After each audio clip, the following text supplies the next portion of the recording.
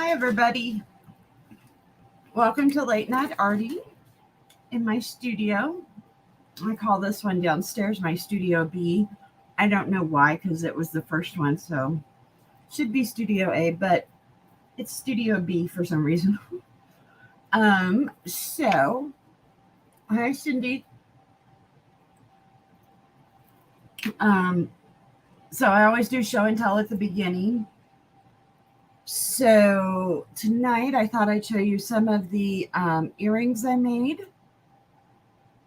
These are for sale. They are $7 a pair, and I made them. So here's pair one. These are acrylic, so they're nice and light. And then these are acrylic sunflowers or lazy Susans and a crystal. This was my favorite originally. It's a little kitty cat and a pumpkin and a black lava rock bead. So those you could add essential oil to if you want. And this is a acrylic rainbow with clouds and then some glass seed beads. And then what it ended up being my favorite of these is these cute little ghosts with the 2 orange crystals on top of them. So also these beads are available individually in my sale on Thursdays, my Bead Boutique virtual bead store. That's on at 2 p.m. Eastern. So that's those. If you're interested, just put in what one you want and I'll have them for you. I get those sent out. These are light enough too that even if you order a 2 pair, shipping's only going to be like $1.50 because I can get them in a card. So you don't have to pay that much for shipping either. Okay, let's see what's next. This is Academy watercolor paper. This is the Rough by Bao Hong. And it is 300 GSM, which is 140 pounds. It's cotton. Excuse me, acid-free, of course, because it's cotton. And it has the protection page on top, and I'll show you more how to do that after we get going. Sorry, I have some spray paint on me. We spray painted a mannequin thing, my granddaughter and I. This I didn't need to show you. I didn't need to show you that. Okay, this I'm just going to color, or I'm going to do something with it. And then I got these out for an auction last week. These are little minis that I sell. And I had a couple left from last Christmas. Those are mountains. They're in a frame. When I sell them, I show them on a little hook. So that's why they have that. But they're actually, you can do a stand on them, hang them on a wall. And they're $15, and they're originals in a gold frame. And they're 4x4s. And then this one is leftover, and that's a blue and green study in watercolor, and it's just the abstract. So those are, and it's 15 also. I had those couple left, but people like those. Those are good sellers. If you're selling stuff at craft shows this coming fall, that's a good way to sell your paintings. And then let's see, I got all prepared. I'm going to do this one. I'm just going to ink it for you guys. This is one of my rounds. This is the 7-inch round. I'm hoping that my lighting's better. There you go. My husband wanted me to get better lighting. So I think I think this is how it would hang. So it's got 3 flowers and some leaves, and I'll probably do the background. I'm not sure. I usually do. Then this paper is the Layton paper that I got off Amazon, and I wanted them to be standard sizes. So I made them so they would be, I could put them in a 5x7 mat. So I had room for 2 of them. One's an abstract, and then one's more of a realistic. And then this is the one we'll start on tonight. After I open this. This is a scarecrow, and it's on B paper that's 9x12. but I cut it down to be 8 by 10 finish. So there he is. And I think that the lighting's better. So those are what I'm going to use. Oh, I didn't grab the paints, but I'll show you in a minute. I'll grab them. Okay, so we have this. This is a watercolor block, which means that the pages are glued. And they leave open, usually at the top, they leave open a place, and it actually has open on these. And you can use whatever you want to get under there. You don't want to damage the piece of paper beneath it. And I had, let's see, I think we'll use, nope, I don't have a blade in there. You can use a butter knife, or I'm going to see if I can't get my bone folder under there. They also have specific tools you can buy. Oops, I got under 2. So what you do is you go to the opening, and then you slide in whatever you're using, and you just slide it along. And I'm trying to put in as much of what I'm using to slide it so that I don't damage the paper under it. And let's see, we need to go over here. And these are usually pretty nice pieces of paper, so I save them and do something on them. It did rip a little there, but that's okay. That's not bad. And there's a little bit of the yellow paper left over here, so that's okay, because I usually tape a little bit on my edge so I have a white edge depending on what size I have. And let's see, I can't remember what size this was. This is a nice size I like. It is 8.3 by 5.7, so you can do a 7 by 5 on here really easy. Gives you a little extra paper, which is nice, because I was going to show you guys. On this one, I had extra paper over here. So on the back, I'll usually write on the mat so that they can see it. I'll usually put that it's 140-pound cotton, cold pressed cotton paper or whatever. This isn't cotton. This is just bee paper. I think they sell it at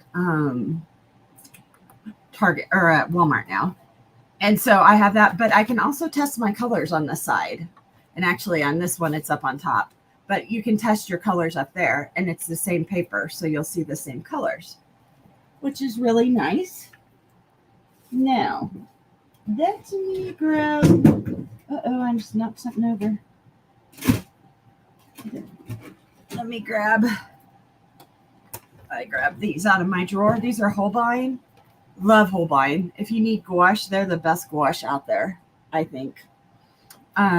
Let's see. This is my 18 set, and I kind of showed how they mix together because I had some extra space. So let me open this. This is a plastic. This is plastic. Oops, I have it upside down. Usually I put these inside, but I also use double stick tape on the plastic one so you can peel it off if you need to see what color you're using. And then if it's a metal one, just put a piece of magnet on each side and you can magnetize it. So that's good. So we'll use these. I'm mostly going to use, I was trying to figure out how I'll put him up a little higher. I'll turn this. So I want him to look fall-y. So I will mostly use browns and golds and that kind of thing. I am looking for an eraser because it's kind of dark on here. Do I not have an eraser? Oh, here's one. Shouldn't really use this eraser. It's better if you use a white eraser, or they have ones that are they're gray and they kind of look like putty or something. And those are gum ones, and those you can just dab it in and you won't get any flaking.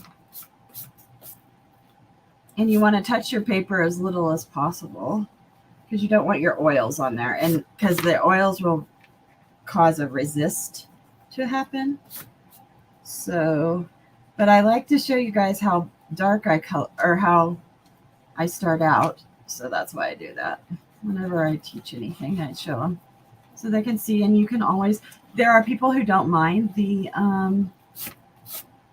pencil marks.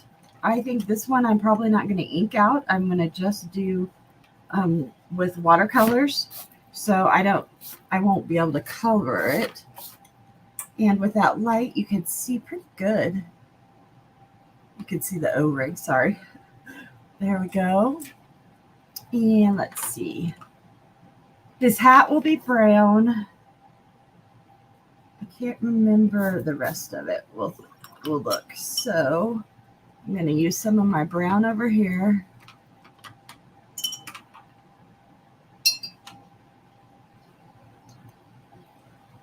So getting a little brown. I won't use the straight brown. That's too brown for the hat. I don't want it that dark. So I'll add, this is probably yellow ochre. Oh, there, that's more. And I always go in light. I do my paintings in 2 or 3 layers. So the first layer is kind of just blocking out colors. When you do layers, when you add layers, they give depth to a painting, the more layers you do. So that's pretty good. His band will probably be black or a dark gray or, you know, something like that. I don't know. I'll make him a tie. And the picture I looked at, it had a turquoise tie kind of down here around his neck. And if I do that, I might make the band turquoise. It was not turquoise in the one I was using as a reference. So down here, I'm going to make this darker because usually they have a darker one. I don't know. He will have buttons. I don't know what color my buttons are going to be yet. So like I said, I'm just doing it so that there's a light wash and it kind of blocks out your colors and gives you a starting place. It's just another way to work. You don't have to work this way. I just like to show you guys different ways to work each week. How's Jeff doing? Some of his symptoms have increased or gotten worse. Tomorrow we should hear from the nurse navigator for cancer at the at our local hospital, and she is the nurse for the oncologist. So we can have an oncology appointment even if we don't have the MRI done, which we're waiting. Since they couldn't get a vein, he has to go to a hospital to have the MRI because he's a hard stick. So hopefully we'll get that done in the next day or two also. So right now it's just kind of a waiting game. I hope you guys had a good Labor Day weekend. We had our granddaughter over and we had some fun doing things. So his face is going to be, I kind of like this color down here because I just want like a cream colored face, you know, not too, add a little bit, maybe this color we'll see, not too white because he's been out in the field. So I want him to have a little color. Oh yeah, that looks good. But I don't want it to be the main thing. I went over his eyes because his eyes will probably be a black button or black cold stone, something like that. And let's see. Yes, I agree. They are the worst at that. So how I made this light like this is I mixed a color and then made sure I added lots of water to it. And that's how you do that in watercolor. And then you can add your layers. It's drying pretty quick. I have my fan on behind me because my room gets hot for some reason. Although today it wasn't too hot. It's 72 now. So we have our air on. So whenever you mix colors, it's best to not use them directly from the tube and to add. So I had the brown mixed. So I picked some of that up from up here and put it in here for the blue. And I think the blue is what I'm going to do for his band up here. And because scarecrows are out in the field and they're a little, you know, dirtier and stuff, it's okay that my colors are mixing on here.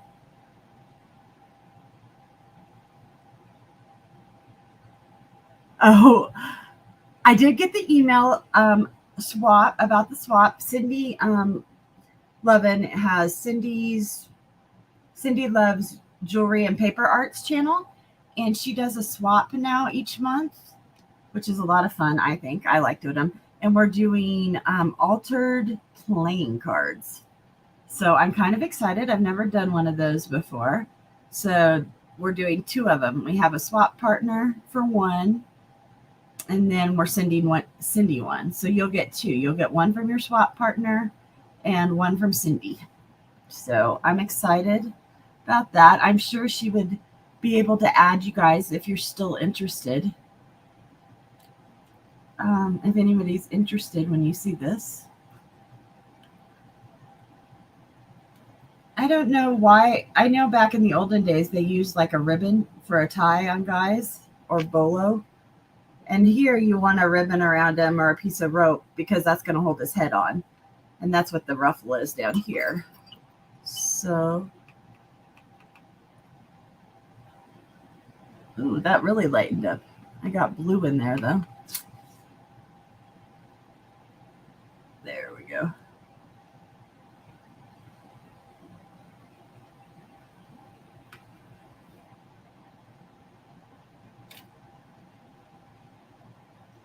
So, there we go. This is much lighter than that, and I'll catch it up. Let's see. The only bad thing about doing the blue behind there means that his background can't really be blue. I didn't think about that. Maybe he won't have a background. I want to make his this darker down here. So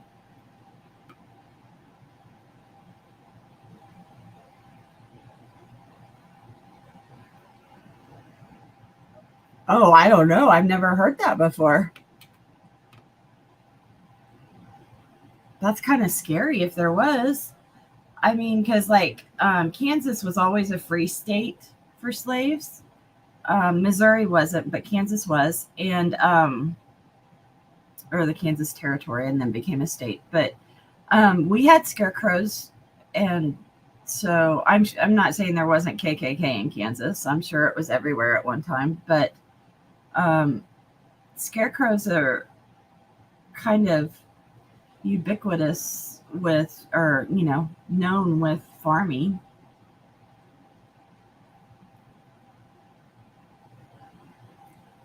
A mask making thing. Well, that's true. Yeah, I know. Now that you got me thinking about it, when I get off, I'll have to look it up and see. It makes sense. I mean, I don't know. I am going to add. So this is pretty watered down, as you can see over here a little bit there. That's pretty watered down, and I may not have much, but I am going to add some splatters as I go along. It's okay if they're on the face too. Oh, shoot. There. So there's nothing that can't be fixed on a watercolor. You can do something. That got a little streaky and heavy over there, I noticed, but that's okay.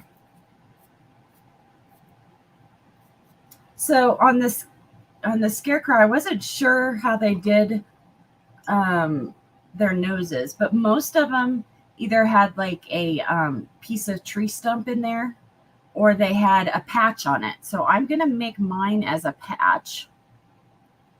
See me working on and I'm going to do blue patches because we've got the blue theme going. It's not the same color blue. It'll be a darker blue.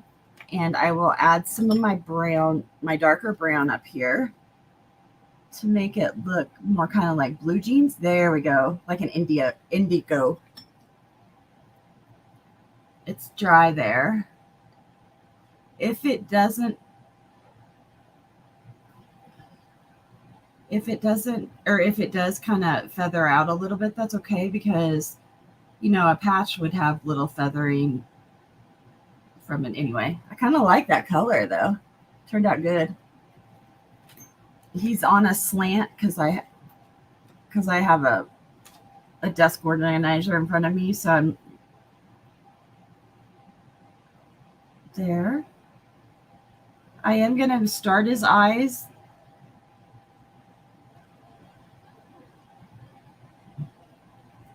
And I'm just going to make them rounds, and I'll probably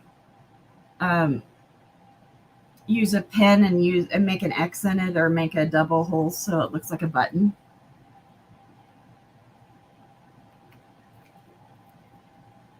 I don't mind that. Oh, here's a picture of me when I was little.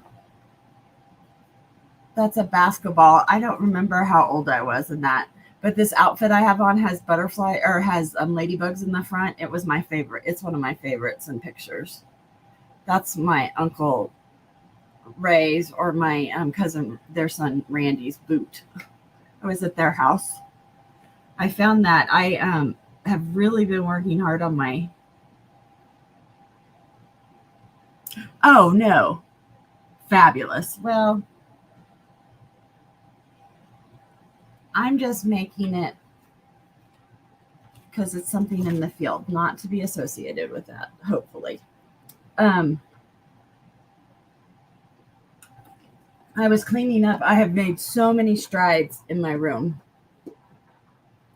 I'm so excited down here. I've got this half almost cleared out and put away. I've gotten almost all the jewelry separated from the beading supplies, and I have, and then I also, since I do some of this in here, I have some of this down here. Let's see. I also want his, I may color that in. Oh, I see. Well, that I could imagine. I can't imagine all of that happened. It was terrible. And I hear, about them. And my mom, there were riots in Topeka, and my mom had a student killed in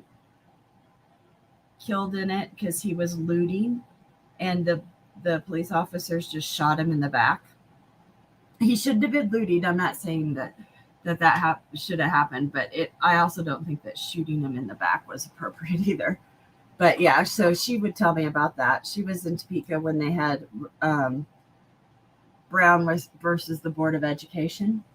So my mom had stories about that, but I have a hard time just imagining that there could be that much hate. It's just ridiculous to me, because that's just not how I grew up. So I'm adding the darker under here to look like a shadow, and I'll put some here on the sides of the thing, and then under his funny head. There we go. So, I do have some white up here. I could add some white. So I have white on here, but I'm going to keep it over here by itself because white is actually gouache. It's opaque, and it tends to make your colors can be chalky, and I don't want chalky. Let's see here. I may have to get another one out that has a Payne's gray in it, because apparently, there you can see that. Oh, there, I'm getting a good dark. Oh, that's more like what I wanted. Let's put a little bit. No, I want a little bit more dark blue in there. A little bit more brown. Yeah, that's more like what I wanted for his hat. Cool. I'm going to turn him upside down so you guys can see me painting. I'm using my silver black velvet brush, number 10. This is one of my favorite brushes. Oh, look, that's dark and yummy. That's a good color. That's good. I like that. So I don't want it quite that dark right now. So he's on a slight slant. So I'm applying water on my brush to where it was, and you can see that it pulls the color down. That's one of the differences in watercolor versus acrylic and oil. That's one of the magical things about it. You can see, oops, sorry, I hit the camera. you could see where it's darker in some of those places. That is where the pigment is going down into the texture of this paper. So there are 3 different types of watercolor paper traditionally. There's rough, cold press, and then hot press. So all paper starts out as rough. Well, all paper starts out as cold press. So they run it through the press one time. And it's used cold. They don't use a heat to it. Now, obviously, as it's hot press, when they press it, it makes it smoother. So there, you still want texture because that's part of what you need with watercolor, but you also want the ability, if you're making, I don't know, very exact kind of lines, like if you're doing more architectural things like that, then you want, of course, you would want the ability to keep your lines straighter. And that's something that is hard to do, or is more difficult to do. Put this up so you're there. More difficult to do with when you have a texture. Rough is they don't run it through a press. They just pull the paper, and then whatever the texture is, that's what you get. So that's the difference. I like the texture underneath my watercolor. So I have some hot press, but I rarely use that. If I use hot press paper, I use it more to do graphic kind of like more graphic kind of pieces, or I use it to print on. So I'm running off the side. And he's off to the side. He's not centered directly. That just helps make your eye enjoy the painting more often. So there we go. Oh, I think that's looking pretty good for a quick start. I like the way that brown is coming across. I made his hat kind of roughly. There's 3 other people here. I don't know. I know my husband watched last week part of it before he went to sleep. I know he told me good night and he loved me. So I don't know if he's watching. I like the way this brown came out a lot.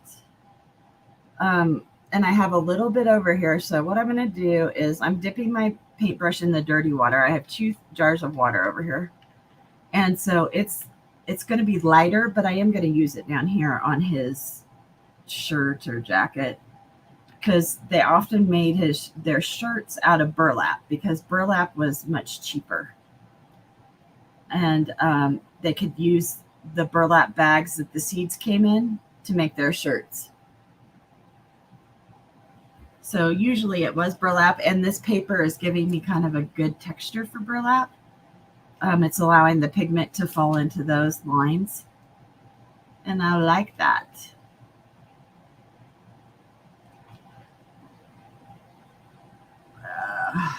There we go.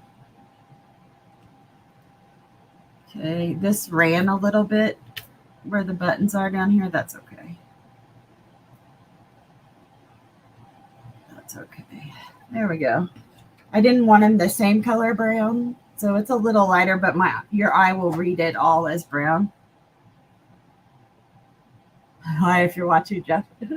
Yes, whoever else is watching, hello. Let's see. Oh, I should have splattered why I had that on there. Okay, so I'm going to splatter. Splattering is very traditional in watercolor. Some of that's because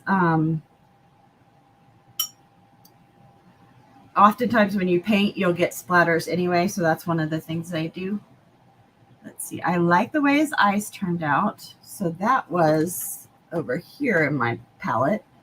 I mixed some of my blue here. This looks like Prussian blue maybe.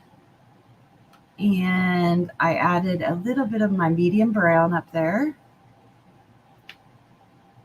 And I added a little bit this. Oh yeah, there. That's, I wonder what color that is called up there. Oops. That is yellow ochre, burnt sienna, burnt umber. And I don't have what that other one is called there. I don't have what these two colors are called. I don't know. This looks like maybe a, I'll have to think about it. Give me a sec. So I want to look like it has some stitches or rips down here in this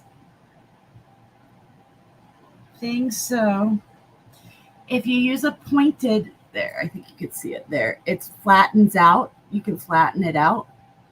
And then if you use the tip holding it straight up and down, you'll get a pretty straight line across them. So that's kind of nice. Oh yeah, that's exactly what I wanted. Ooh.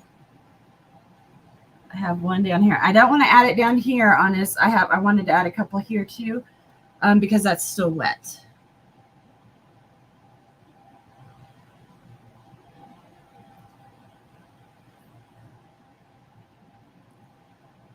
And I have never added something like this, and I've never made a scarecrow before, so.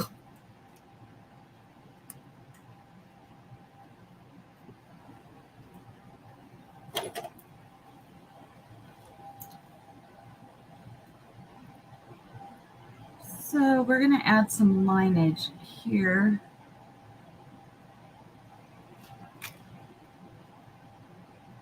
The other reason they like to use ribbon around them instead of rope is because the ribbon would flap, and that would help scare away the birds.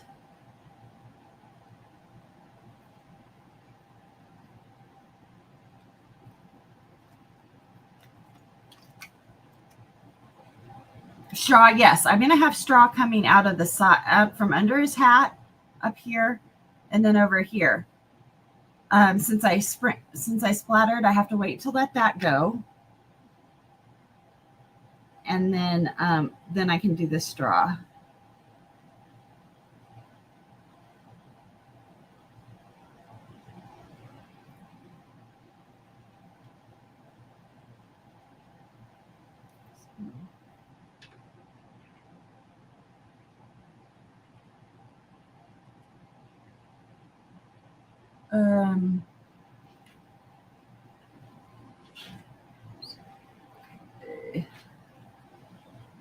So yeah. Oh, I'm liking the blues and the browns together. It's a very unusual combination for me. So let me grab a drink.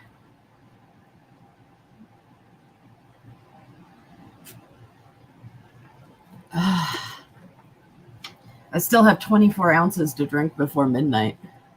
Did not do good with that today. Cindy, are you watching Keisha? She's selling beads.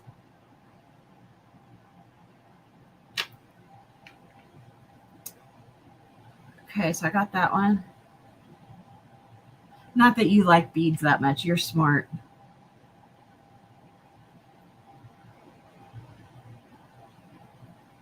But I'm addicted to them. Some of them I'm going to sell. She was selling handmade glass and polymer clay beads that were really nice. So I really don't want to add ink to this. I'm hoping that I can kind of clean that up better. Okay, so there's his hat.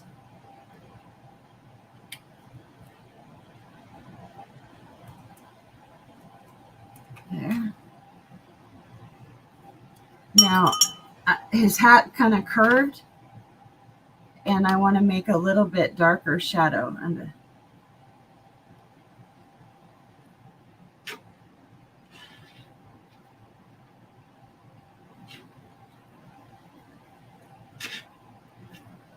She got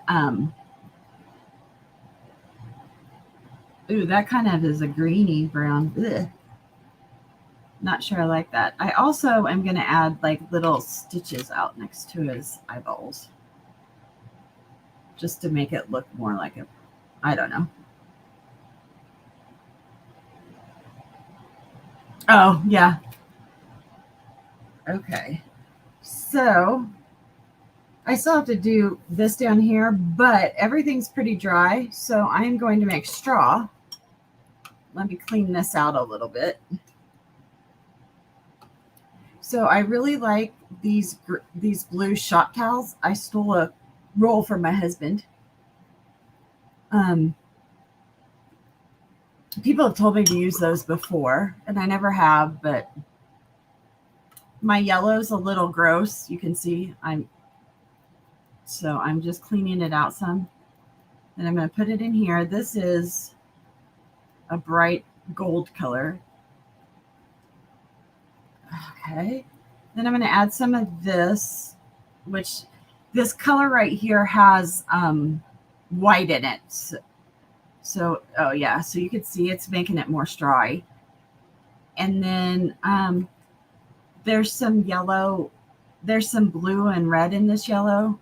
All of that's okay because hay or straw does that. And I added that because I wanted to brighten it back up. I know these colors are pretty muted, but I did want a little. I'm going to add some yellow ochre too. Oh, see, that got too dark. Maybe some white.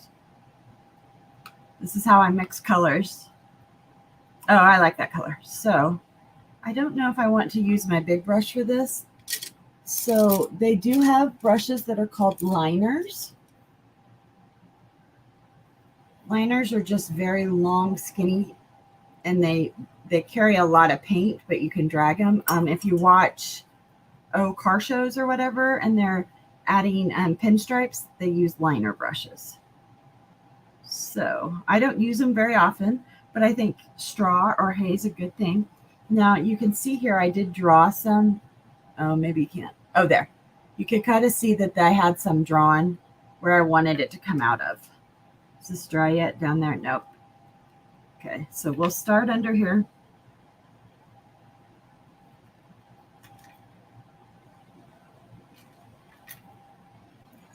So I want to flip it. So I flip better going away from myself. So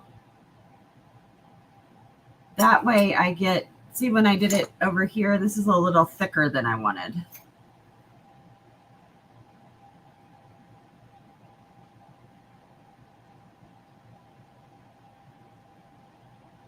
I don't know, this may not work. Like I said, I haven't ever made a scarecrow before. This was new, but I thought you guys might like to see something besides flowers. My husband's watching. He's saying, yes, yes, something besides flowers. So there it is. It's actually turning out okay, I guess. I don't know.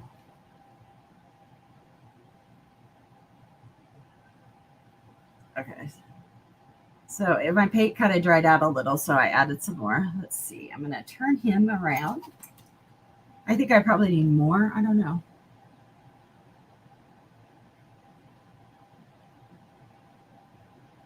Oh, I kind of like the way that looks.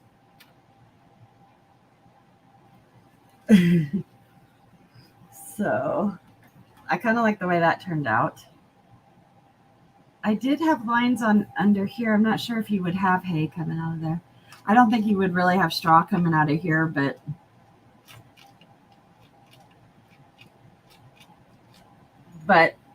oh well.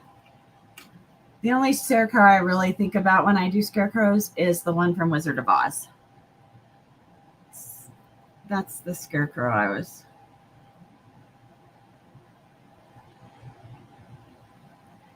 Looks good, thank you. Yeah, I had a friend ask. She's on Instagram with me, and she watches this just at a different time. And because she's on the East Coast and she works, so um, she was like, I can't believe you just go on and make stuff. And I'm like, actually, I really enjoy it. Just, I plan out something and make it. And then I I actually kind of enjoy it. I don't like the way that turned out over there. It's looking kind of freaky, but oh well. I'm doing this more for fun. And like my husband asked if I was going on because it was a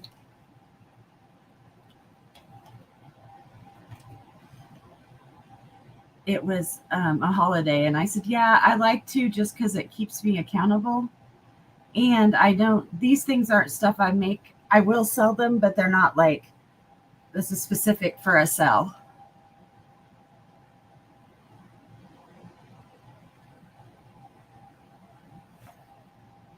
I don't know how I'm going to even fix this. I think, I don't know if I'll be able,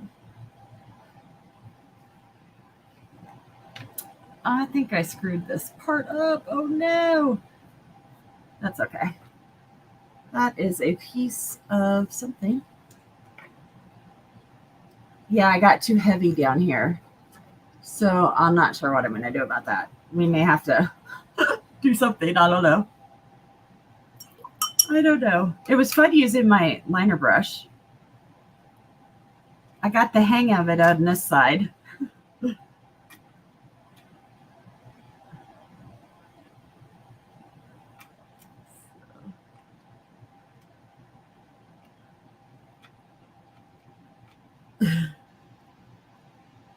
Okay, so let's see. Where's my? Oh, Sydney, I got headphones. I have the worst um time because my ears are tiny, I guess, and so headphones they fall out of my ears. Not connected. All right, good. Um, and so I got some from Timu that they wrap around your head, and they're really nice. They were under $8. They were 8 to 10 maybe. I was really excited about that. And I've almost won my second set of free stuff. So I need to do his collar. What just fell on his eye? I think it was a piece of, because I was over here mixing stuff, I think I picked up a piece of paint that peeled off. That's what I think it was. Well, I do like the way this color's coming out, so I am going to reactivate it. That's another reason I like it, like watercolor. And I did draw his mouth to look like it was stitched on.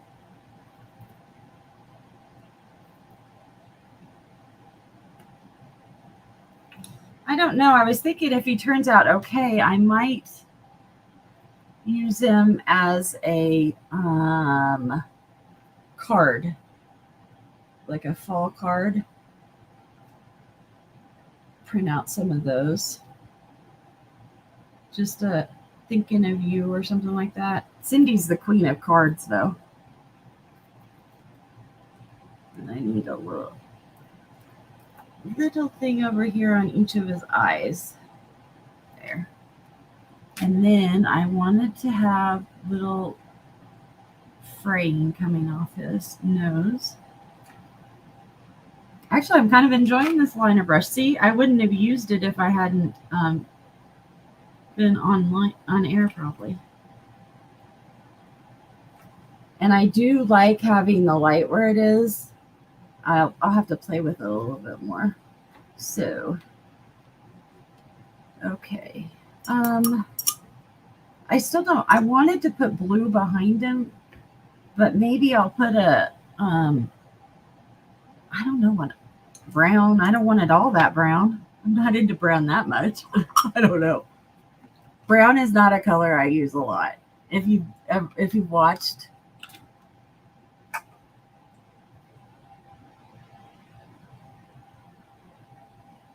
Oh, I saw it up there, and I thought I would watch it tonight after I got done on live, because I saw that you went on and did something.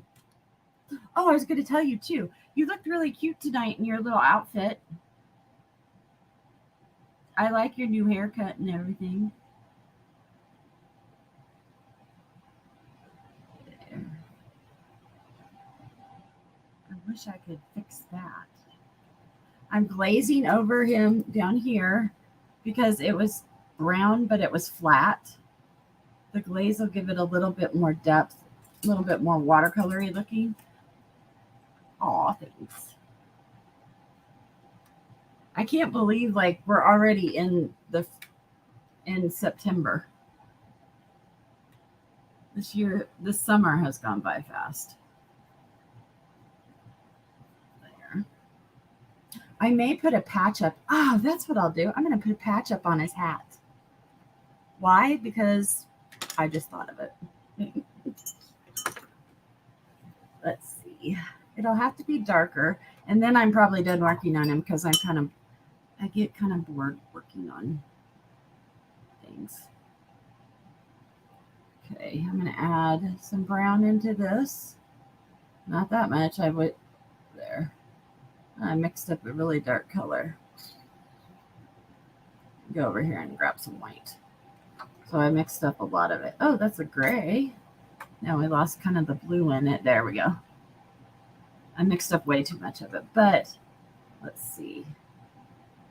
I think I'll put a patch over here. Well, yeah, I'll do it over here. No, I'll do it over here. I may put 2 patches up here. That might look better.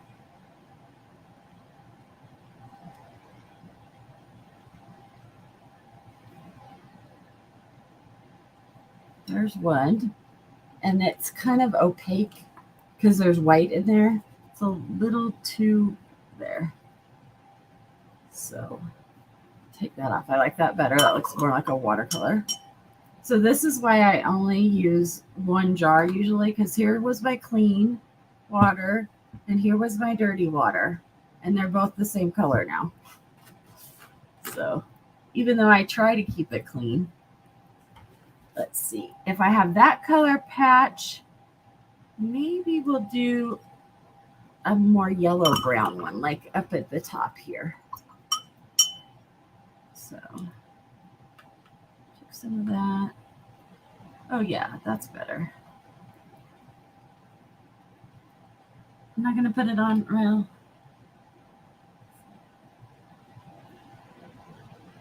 how brave am I?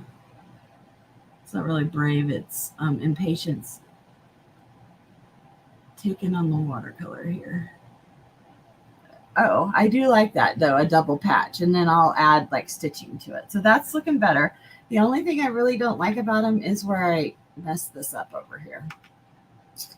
The yellow isn't staining, and when I have some white water, when I have some clean water, I may go in and put clean water over it and then pull off as much as I can.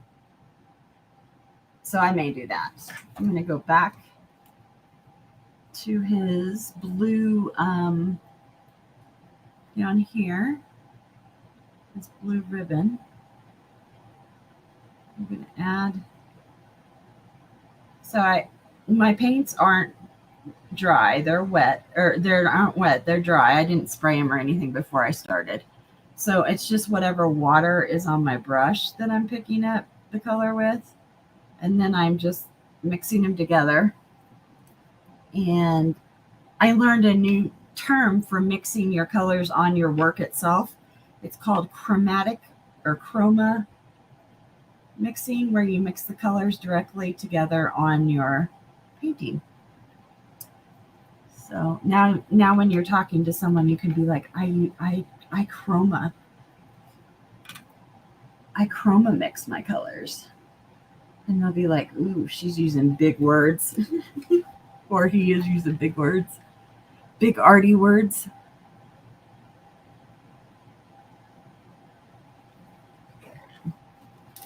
So I'm liking this tie a little bit better because those added, I'm going to bring you guys in a little bit so you can see. Those added more definition to it, but it also added depth.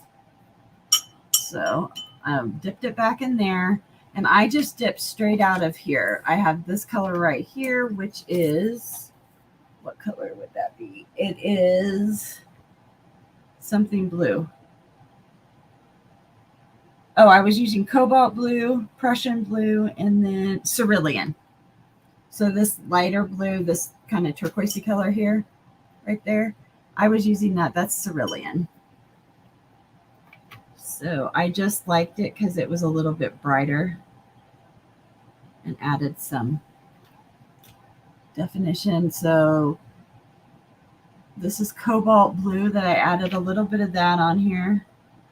And that's because I've been using cobalt and Prussian in it all over. So I did want to continue to add that cohesiveness that it does. It allows you, when you look at a painting, even though you may have vastly different colors, by using cohesive, by putting a little bit of whatever color in with your others, it adds a cohesion that your eye picks up on. Because your eye, even though we only may identify so many colors in something, your eye actually can pick up all the colors that are actually in there. So I have a what's it called? I have a sketchbook that I use that I put all my Happy Mail stuff in. I'm behind on that. I need to do that. I'm behind on a lot of stuff right now, though. There we go. And there's too much water on it, so I dried off my brush on my paper towel or shop towel, and I can pick up that water. See how it picked it up? Yeah, I think that's what I'm going to do, is I'll go over this and see if I can't scrub some of that out. So I am also going to add a little of this up here. Not as much, but I can use it to define it a little bit more. Because, you know, hat bands usually look pretty defined on a hat. So there we go.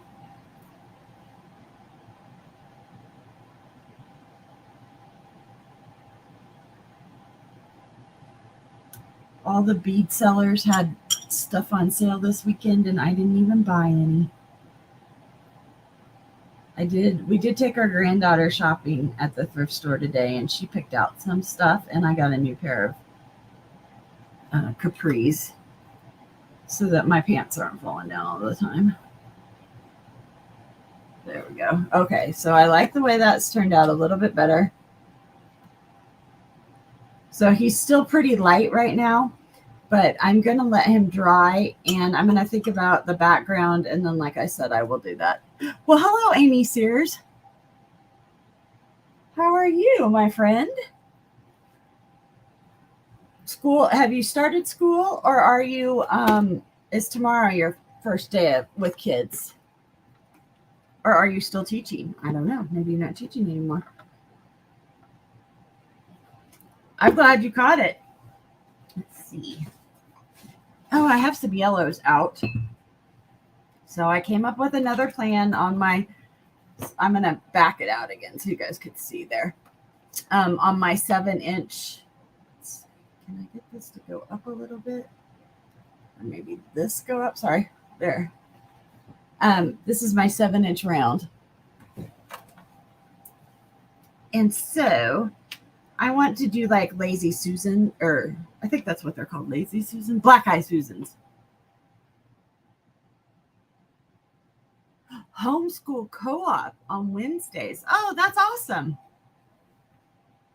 Yeah, I never taught in public schools, but I did teach at a private school.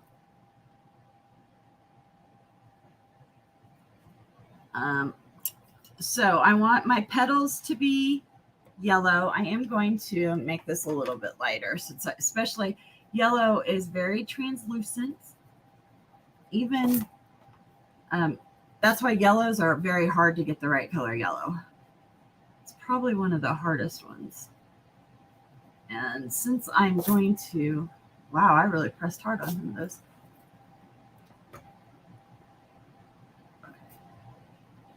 My problem is the lighter these get, the worse I could tell where the petals are and which ones are green and which ones are petals and stems. So,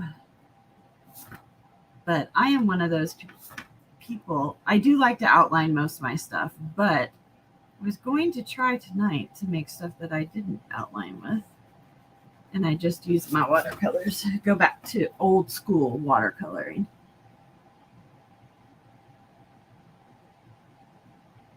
Oh, how fun. Now, are you, will you be in person or will you be like on a Zoom or, over the internet?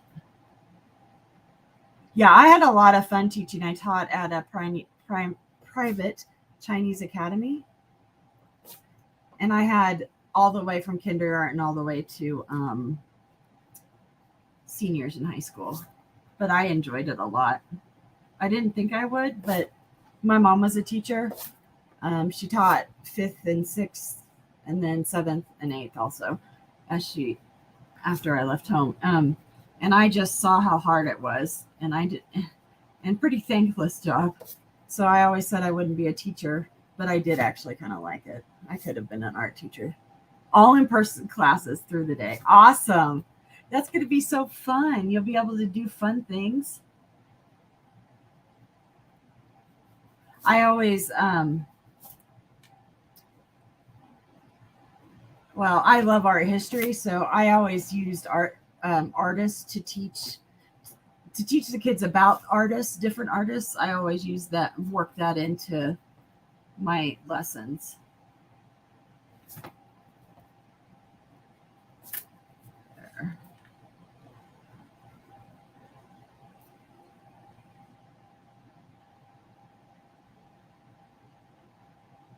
Oh, well, my thing was they wanted only drawing, colored pencils and pencils, which I to be honest, I would say one of my least favorite mediums is colored pencil. So, and drawing is not my favorite either thing in art to do. But I did it. And there were times, like one time I did a collage. We drew and then we did collage. And the next week, the school principal, or I think they called May something else, but she called and she's like, "Can we just do drawing?" I'm like, "That's what we did, do drawing." "Yes, but I heard you use glue." So it was kind of funny. I was like, okay, I'll go back to that. The kids enjoyed it though, because the kids got tired of just drawing. So I was always trying to come up with ways to work creatively into the drawing. So it was definitely a learning experience, but I did love the kids, and most of the parents were pretty cool. And I learned a little Chinese, except they mostly laughed at me when I did Chinese because I'm not very good at languages. I'm more visual. I could do sign language. Give me sign language, I'll do that. But I did learn a lot about colored pencils. Man, I bought tons of different ones and learned a lot about them. So first, I'm going to go in with my browns and I have a stem here. And typically,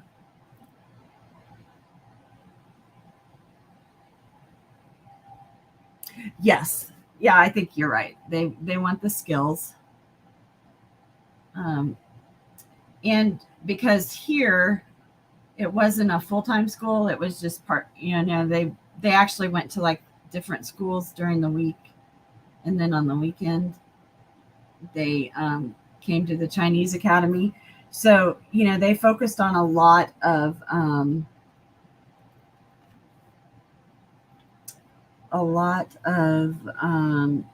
Chinese traditions and stuff more. And so I was surprised they even had an art class, to be honest, when my friend asked me if I wanted to teach. So those are going to be the stems.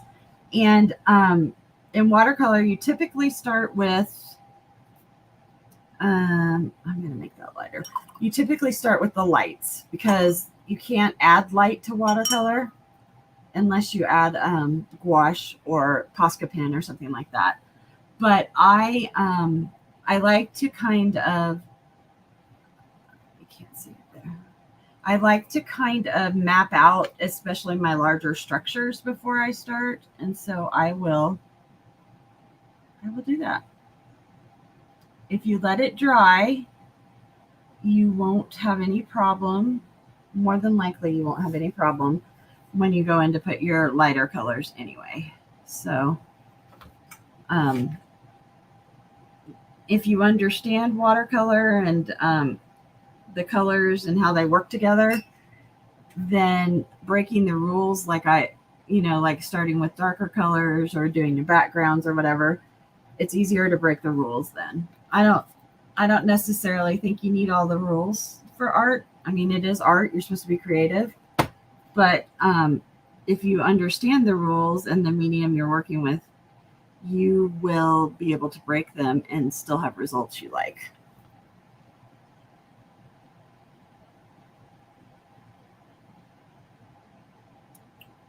Oh, yeah, I've done the drawing because my degree is actually in art therapy. So I've done the drawing on the right side of the brain.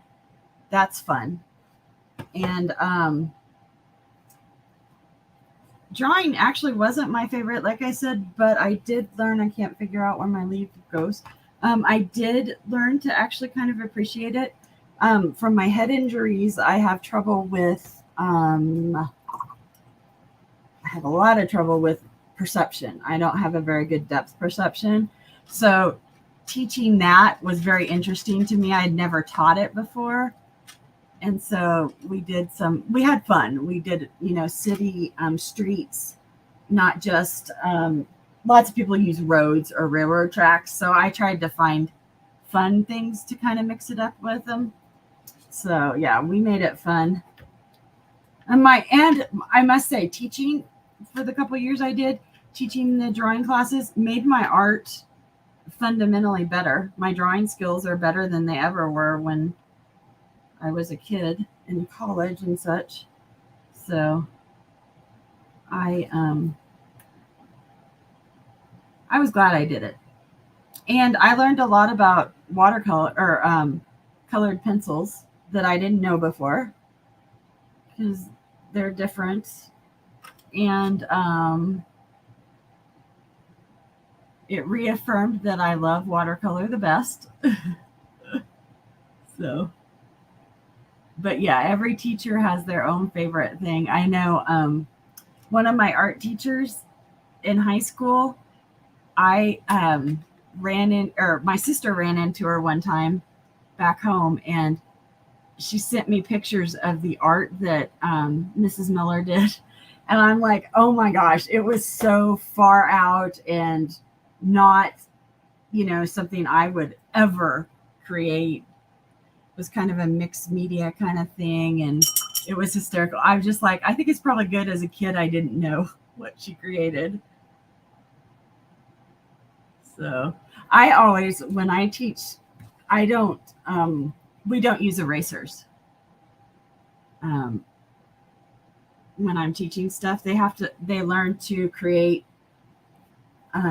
and work around the mistakes they make and how to sketch light enough to get your pictures down and not have the need for erasers. Boy, especially middle school age, just because of the developmental age that they're in, that was always a battle. If I could just erase this, I'm like, well, how do we make that work into it? So you can make it look like that was part of your idea the whole time.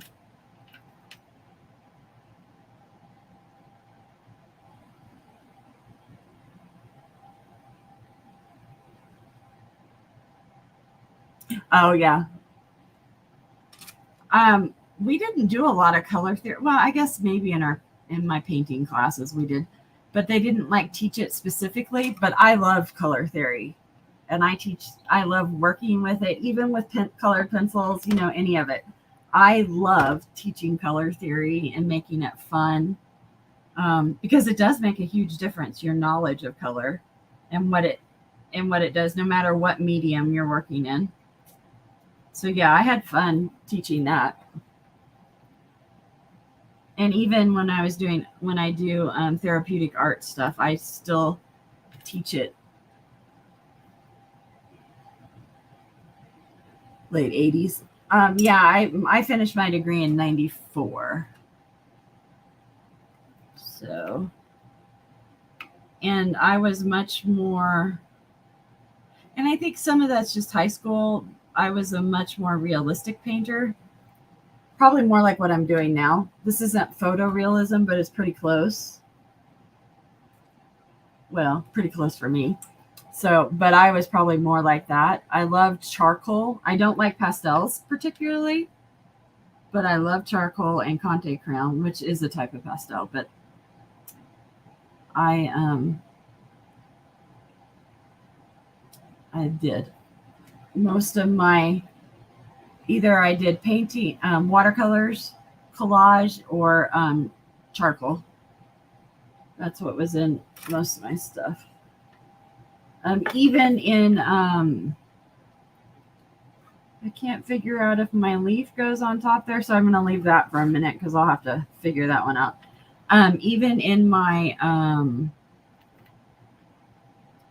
we had to do a show to finish our degree. And even in that, I had mostly charcoals. I did have a lot of oils in there just because I took so many painting classes. But I had, I love ceramics. I taught ceramics, 2 or 3 years at the local community center. So I did adult and children ceramics. They didn't have a child's ceramics class, but I started one there in Manhattan, Kansas. My friend was one of the people that helped run the thing, and she lived down the street from me, and she's like, "Do you want to come teach ceramics? We can't find a ceramics teacher." So I taught wheel and hand ceramics, like that.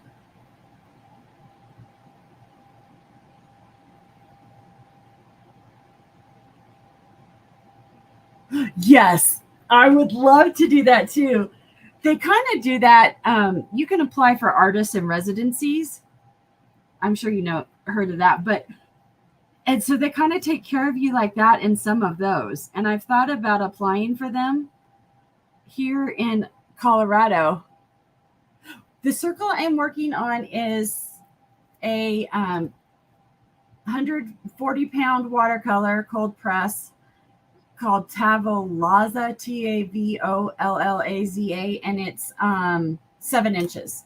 I had never bought circle watercolor paper, and so it was something new to try. And I actually got this off Temu, so I only paid. It has 24 pages, and I only paid $4.50 for it, so it was a pretty good deal to experiment with. And the first thing I did on here, I haven't finished this either. I have to finish the edges here, but this was the first watercolor I did on it, and it held up pretty well. I have lots of water on here and stuff, so it was pretty good. I enjoyed it. I have to finish this one, and then I'll probably give it to my daughter. She likes mushrooms. But that was watercolor and ink. So I had to, it kind of stifled me, what can I put on a circle? So I had to do some looking around at other people's circles. And really most of the people that do circles are oil or acrylic painters. So I was having trouble finding very many that just did watercolor on them, which is fine with me. I just needed some ideas.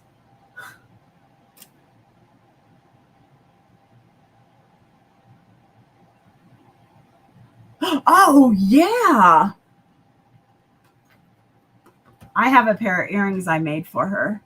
I got to get them sent to her. They were silver dachshunds. And then I have a black onyx above it, a little one. And I made them out of silver for her. I need to send those to her because I know how much she loves our dachshunds. That's what we have 2 dogs, but my dog, the one I call my dog because he sits with me, Remy, is a dachshund. I love dachshunds.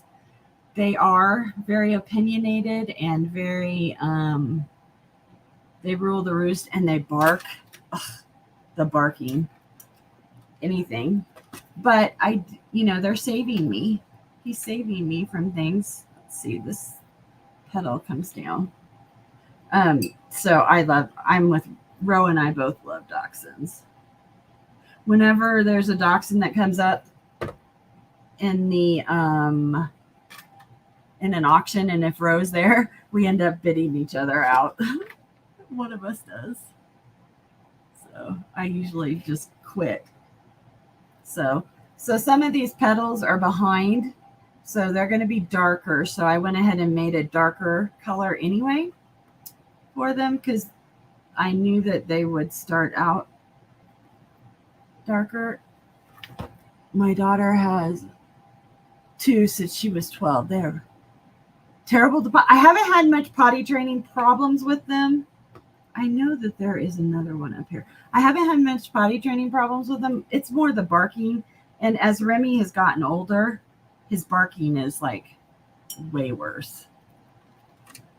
But I guess he has old man. I think he'll be, let's see, we rescued him 6 years ago at Christmas. And he was about 1 year old. So he's almost, to make him almost 7 years old. So that's a lot, I guess, in dog years, but I don't know. We had Bonnie and Clyde. They were our first 2 dachshunds.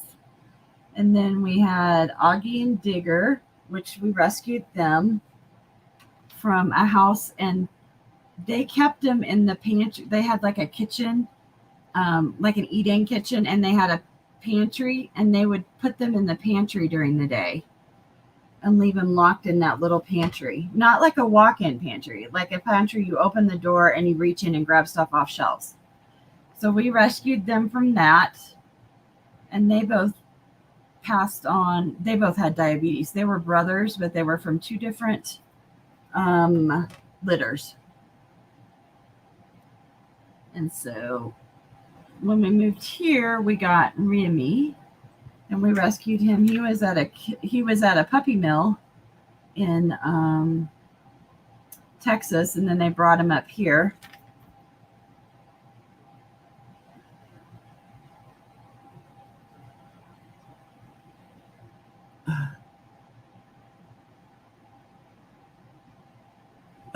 He barked at everyone when he traveled. Remy actually does pretty good in the car. Bear, we rescued him. Somebody dumped him and his sister off in the field by our housing development. And we only got Bear. We should have just taken his sister too. But he's half German Shepherd and we think half Husky. And German Shepherds, I guess, do this. And then obviously he had a rough start. If you didn't look at him, he would pee. So the first 10 days we had him, I thought I was going to kill him. It was horrible. I almost looked at my husband and was like, we need to take him back. I cannot. And Remy was already here. So Remy, went out and did his stuff outside. I was like, I can't handle this anymore. Thank goodness he doesn't do that anymore. Okay, I figured out this petal. It's going to go up and come back down like that. And there looks to be a petal underneath it that I need to get a little darker on. There we go. There, so I got those blocked in. I am a slow painter. Even when I'm not talking to you guys, I'm a slow painter. So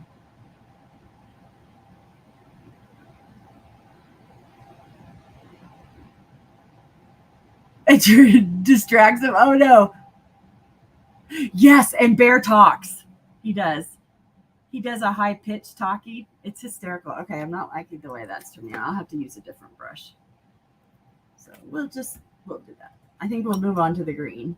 So Black-Eyed Susans and sunflowers. Hey, Berry Bear. Sunflowers have deeper green petals, not so much bright green. So usually you have greens are one of the things in watercolor that you have a lot of options, but it's something that you have to mix, I think. So I'm adding some blue to it and some darker green because I want it to be a deeper, richer green. And oh, there we go. That's maybe a little too much blue, but I'm not getting the color I want. Okay, there. That added, that's more of a teal. So then I go over here and add a little brown and a little yellow ochre. There. Made it more earthy. So that's one thing. Greens are one of the colors in watercolor that you can buy lots of different ones, but you still end up needing to mix a little bit with it. Okay. So I did have some of these. Oh yeah, that's a nice rich green. Aha. So I also, do I have something? I don't have a credit card here. Oh, I could use this. So if you're painting with watercolor, now this does damage your paper. You can take something that's solid like a credit card, or if your paintbrushes have the pointy ends on them, and you can scrape lines into them. You have to do it while your paint is still wet. You will get some darker indentations in it. And I'm doing that for the leaves because I want it to look like there's veining in it. So you can see here, see where it's darker? And that will darken up even more as it goes. And then, since I'm going to do that, I don't know if I'm going to do that on all my leaves. You can do it before you start too. So this leaf goes over the top of this other one. So I'm going to go in here and add some veining into it. And that just gives some depth and some changes. So I have my watercolor brush. There's still water in it, but I dipped it in and then made it pretty wet. And this is the one I colored on. So I'm going to go, or I put the stripes on. I'm going to go over it. Oops.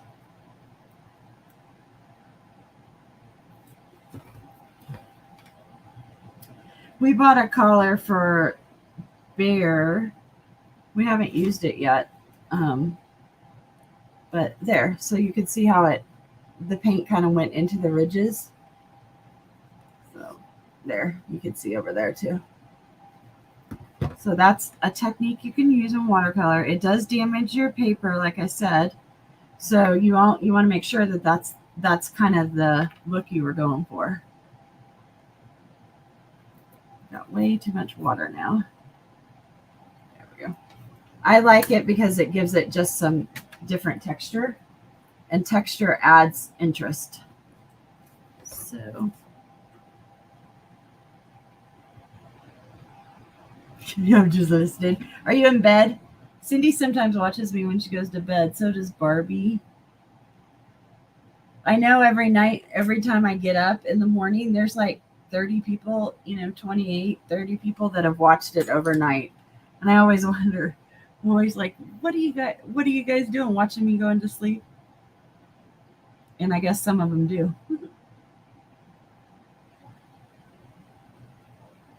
But it has just been a fun thing to do. So this one I did a little lighter, but I did do the scraping in it. Oh, you're in the recliner?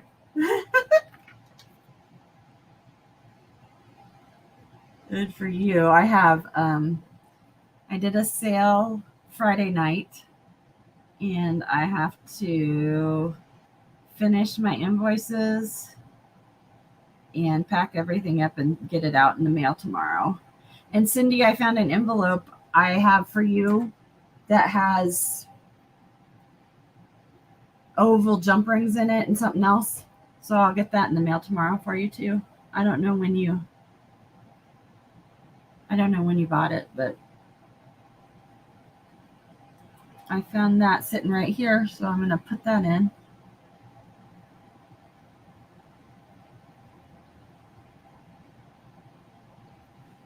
See how you could, when you're blocking the colors, you can see what's going on, and it gives you a chance to work on your overall composition that way. And like I said, I did draw this one in first, so I kind of had the composition, although there's a couple places that I knew I would have to change it up because I didn't like the way it was looking. So, but basically, even though I looked at ideas for it, this is basically out of my head. So, got a very dry brush.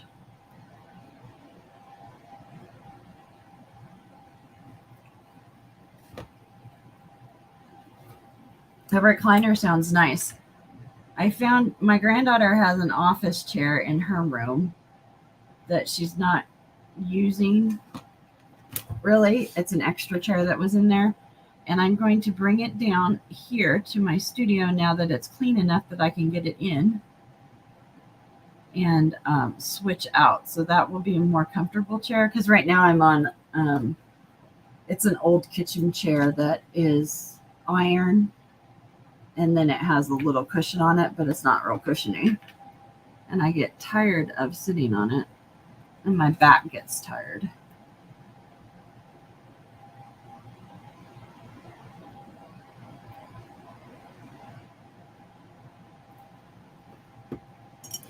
And these aren't true to the plant's leaves. These are just leaves that I drew that I thought would look okay and fill the space in. I actually may put, because there's quite a bit of white space here, I may add a phrase or a word or something, do some lettering. I'm not real good at lettering, but if it's short enough, I can work on it and get it pretty good. So I'm like okay with it. My daughter asked how I would frame something like this. I would put it in an 8, float it, just the picture itself, float it in an 8-inch square picture frame or a 10-inch square picture frame. So that's how I plan on framing it. Oh, you did? You did it? Oh, Amy, do it. It's not, I don't, Cindy and I both do it. And I like doing it. It keeps me accountable on Monday nights to do something, and it's fun and loose. And I've only made a couple of icky things over all the times I've been doing it. So I have been okay. Oh, he bought it? Awesome. Yeah, I was on there with you when he asked you to paint it. So I will go on Facebook after I get off and look at that. Cindy, how exciting.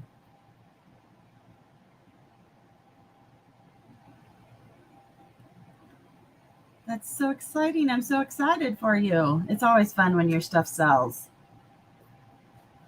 Excuse me. Oh, I should take another drink. I will go look at that when I'm done. I'm running out of the green I mixed, which is okay. I still can block in these. My leaves. I haven't painted like a realistic flower one in a long time.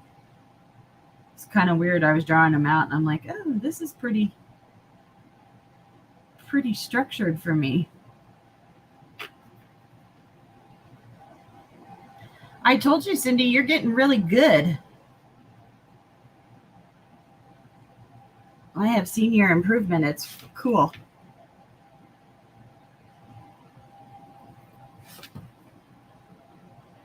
For these leaves, I did change to a number 8. It's a handover brush. I don't know if they still make these. Excuse me. I got these at an art warehouse that was going out of business. but it has a really good point on it. So I'm able to get into small places with it, which is what I need on this. I need it to hold a lot of paint because I don't like going back to my palette and into my water a lot. And I need it to be able to get into the little spots.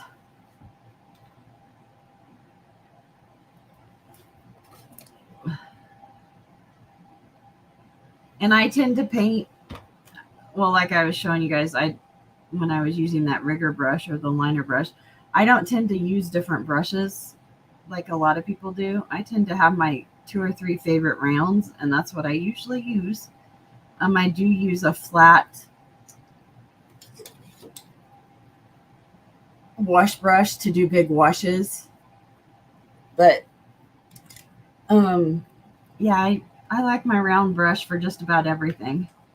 I don't know if that's because, in high school, I know we didn't have tons of different brushes. So maybe that's where it is. Maybe I'm a lazy painter and I don't like to change my brush. I don't know. Oh, there. It's getting a little bit better. Let me take some of this. Ooh, that got too blue. Too blue. There, we went back to green. So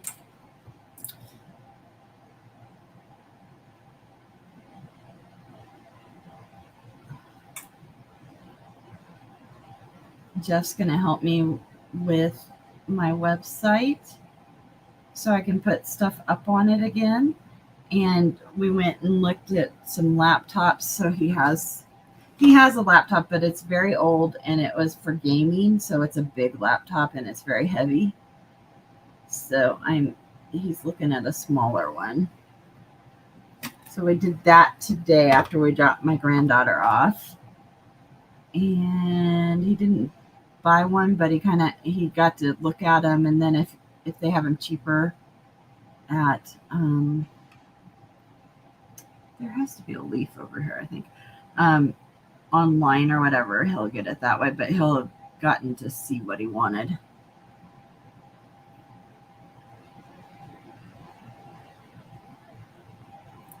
Wow. Yeah, that's probably $100 or $150 brush now. I bet it was is it with mink or squirrel hair, or what else do they use? They use good stuff like that. Yeah, your brushes will last. One of the first, like my granddaughter, she'll use my paint and stuff. One of the rules before she ever got to paint was that you don't leave your brushes in water because it ruins them. And so yeah, that's a big rule when I teach painting classes, even to like older adults and stuff. That's one of the rules. You don't leave your brush in the water ever. Even my kids, my son and my daughter know that, and they don't even paint.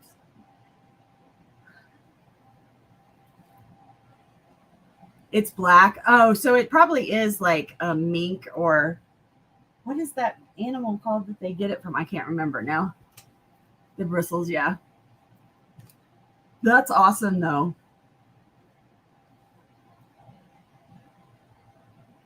Yeah, I have a couple Kalinskis that were expensive, but I don't necessarily need the most expensive brush, but I also like it to have a big belly and a good point for the rounds. Because if it's got a good belly, it means it holds a good amount of water, and it also holds a good amount of pigment. And that's what I want. That's what I want in my brush. So I have I bought Lindsay Wyrick, who is the Frugal Crafter. I think that's what she is. She put out a watercolor set of kind of more unusual brushes. So I bought that. I'm going to review those. And then Christy Rice is a watercolorist on YouTube, but her stuff's for the joy of painting or something like that. And I bought hers, and I've used them a couple times. But what I don't like this is one of her, the Joy of Painting. This is her dagger. They're great brushes. They just don't hold, they're not absorbent enough, I guess. They don't have a good belly structure on them. But they're not real expensive. I think this set was, I think I got 5 brushes in there. There's like cat's tongue, dagger, probably a rigger or a liner. And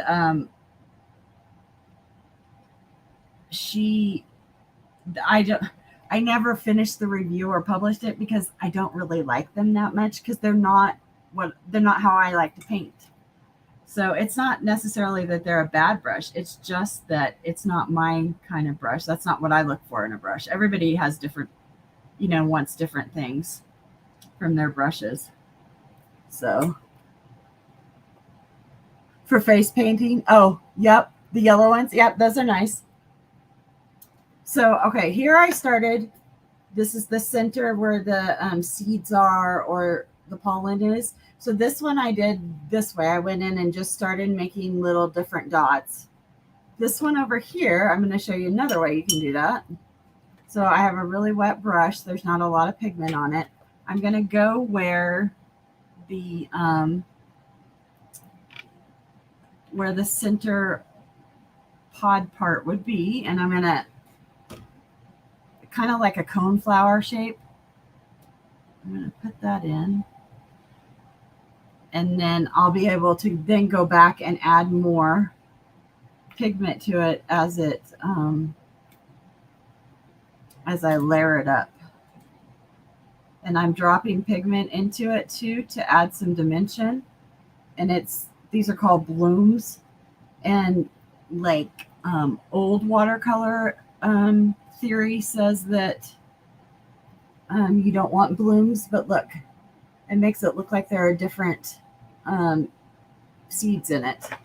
I can go in here. This is more of the red brown. This is burnt sienna. Is that one it was? Yeah, burnt sienna. And so I picked it up straight from it. It's a little more red because it's the sienna. And I'll add some more in there. As it dries, it doesn't bloom or spread as much. And so you'll get more individual looks, but you can get that.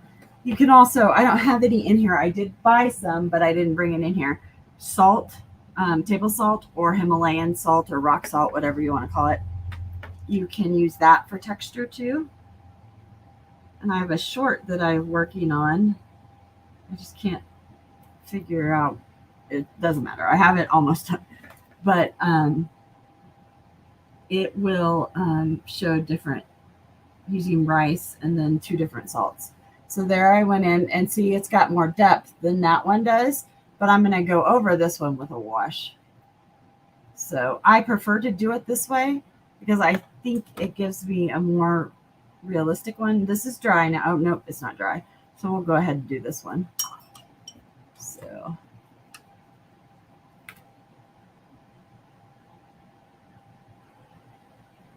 and I started with a little darker color on this one. That's just so your eye flows through it. And that's okay. Flowers are all different. And it kind of has, and I don't make it straight lines, because if you look, when the petals go into the middle, into the center, they're not perfect and it's not straight.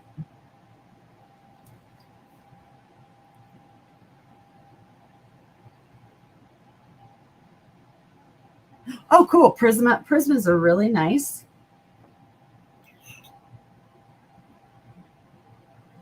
So do they supply you with your supplies for your class, or do you have to supply them?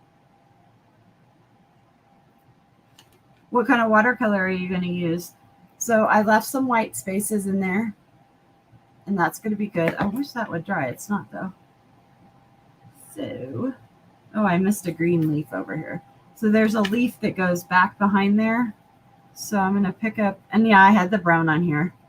I'm going to pick it up, and I'm going to add this and hope that the flower around it's pretty dry.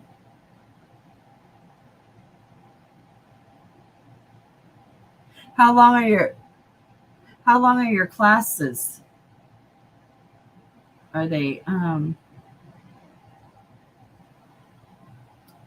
know my one friend was complaining, well, that the classes length has gone from like 52 minutes down to 40 something. And so she had, it's more like having a half-hour lesson by the time they get settled, set up, and then take down and clean up.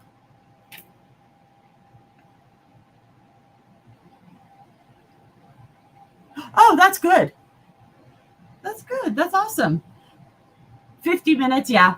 I think that's good because you can schedule 10 for the setup and tear down, clean up, and then you got 40 minutes to actually do the stuff. Yeah, her classes have been smushed.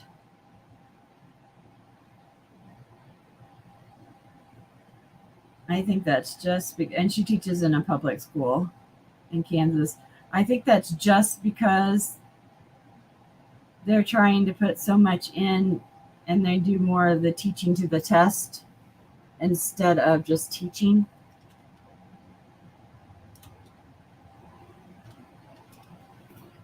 So I put some brown on here now because I want this one to be it was getting a little kind of weird green.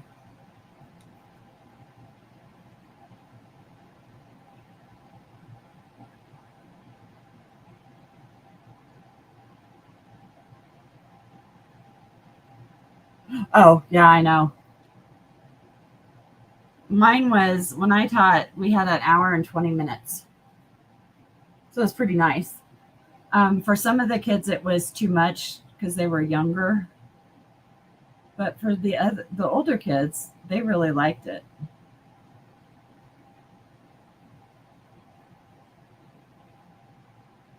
Oh, I know. My granddaughter, well, she's one of the youngest. She's 10, but she's going into sixth grade. And those kids, um, the sixth grade teachers are like, it's like teaching third and fourth graders, just because of, they've missed so much of in class.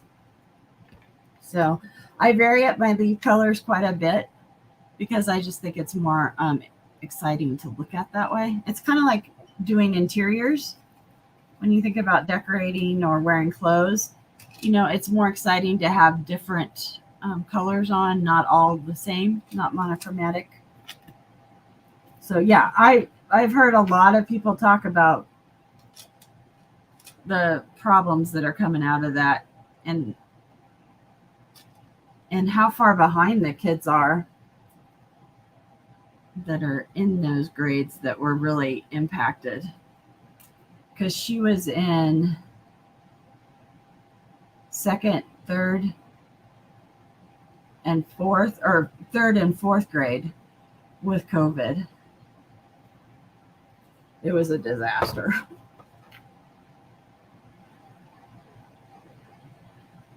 She has, so her school day doesn't start until 5 or 10 till 9, and it goes to like 4 something or 4. And she has 10 classes in her school day. That's a lot of classes. I don't remember how many I had in junior high. In high school, we had 6, and they were each about an hour long. But I don't remember how many I had in middle school. But I can't imagine having 10 of them. So, oh yeah, socially it is. Well, we already, or you teachers and parents already have to struggle with the social pressures that hit earlier just because of social media and all of that. Anyway, and then when you add COVID, which didn't allow kids to interact and learn how to do anything but be on Zooms or whatever, it's made a big difference. They don't know. There are a lot of kids that just don't even know to like look at you when they talk. And oh, I almost drank my paint water. That's why you should always have a lid on your cup when you're painting, because you'll stick your paintbrush in it, which most art supplies are non-toxic, but there are professional ones there, and like mine are, that have cadmium in it, or I don't know, other things that are not good for you to ingest. So you don't want to do that if you haven't. I drank turpentine. Oh, yeah. I accidentally picked up turpentine and started drinking it one time in college. Well, more than one probably, but yeah. So, okay, this is dry now. So I'm going to clean out. I have a little, this is pretty watered down, which is good. So I'm going to go back in to this one. And I'm going to build it up. So I'm going to give it structure. I'm not really looking to move the paint around, so I'm not scrubbing it. Let's see if I put it up here. I'm just adding in where the middle would be, the cone part of it. It's probably not really what it's called, but it helps when you paint and draw. If you think of the shape you're supposed to be making, it helps translate it for you. So there. So I lost some of the definition in that, but there is more definition here than there is here. But there's more depth here because I use different colors. And this only really has two. And this one I just put a wash on. So I'll go back in. I'm going to use the same brush. I'll pick up a little bit more of my watered down. And it's dry, but I'm just going to go in and add dots to it. I'm not trying to make it look any special way. I'm just adding some color into it. Right now it's all kind of like out of focus, blurry. Think of it as being blurry right now. You're not trying to put in the actual pieces. I know. Yeah, when I was when I teach like an adult class or a teenage class at like a community center or whatever, that's one of the rules is, yes, you can have a drink, I don't care, but you cannot have a drink without a lid on it. Because that is just a mistake. You're not even thinking, you just grab for it, and you're already, you've got that muscle memory going to grab the side and grab the wrong thing. And stick your brush in the wrong thing. So most of the time when I'm in my studio, I do have a lid on my glass, so I know that I won't stick my paintbrush in it, and I'm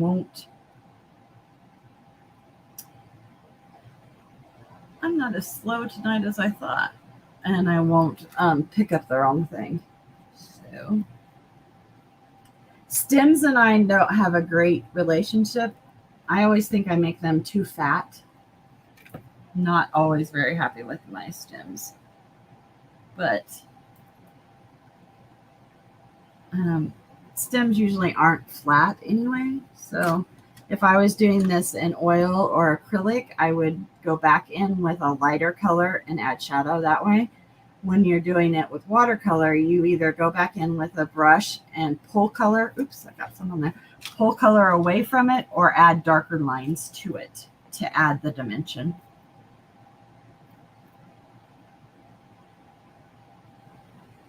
And Amy's like, well, I came to watch, not to learn all this stuff again. I know.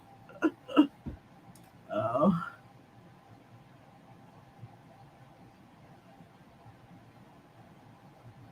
I hope you do start doing some projects online, Amy. I'd like to see it. See what you do. I like watching other artists work. And I like seeing like where they work and how they work. I find it totally fascinating.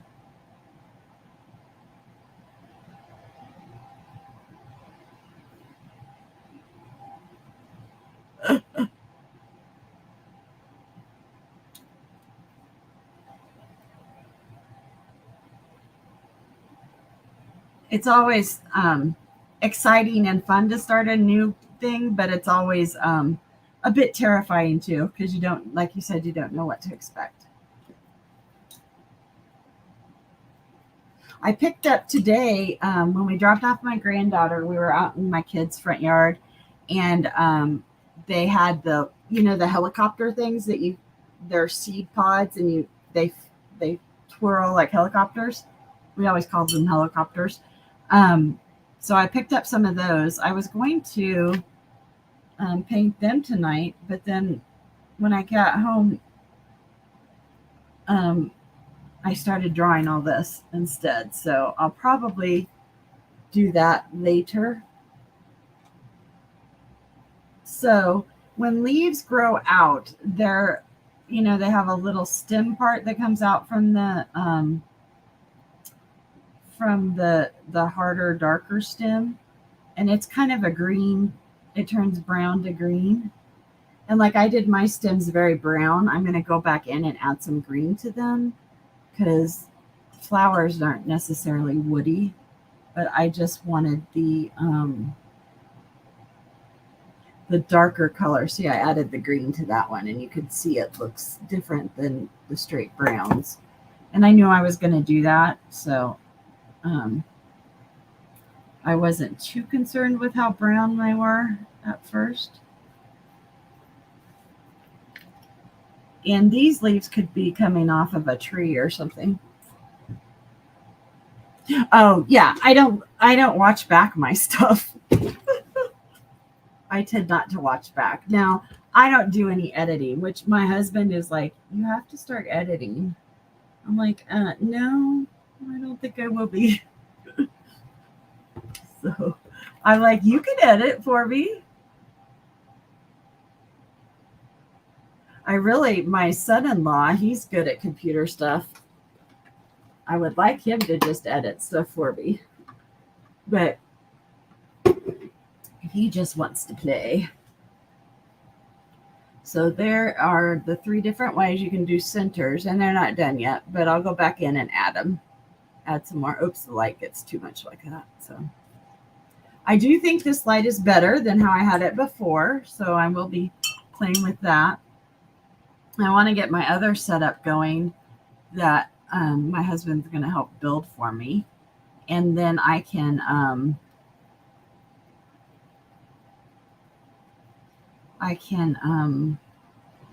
do bigger pictures, because I usually don't work small like this, but I have when I've been on YouTube, I have done mostly small. So I want to get out my other ones, my bigger sheets, my like 18 by 24. I don't usually work, a full watercolor sheet is 30 by 32. I don't usually work on those. I usually work smaller. 18 by 24 I really like. And in high school and college, those were the size. That was the size I like to work on.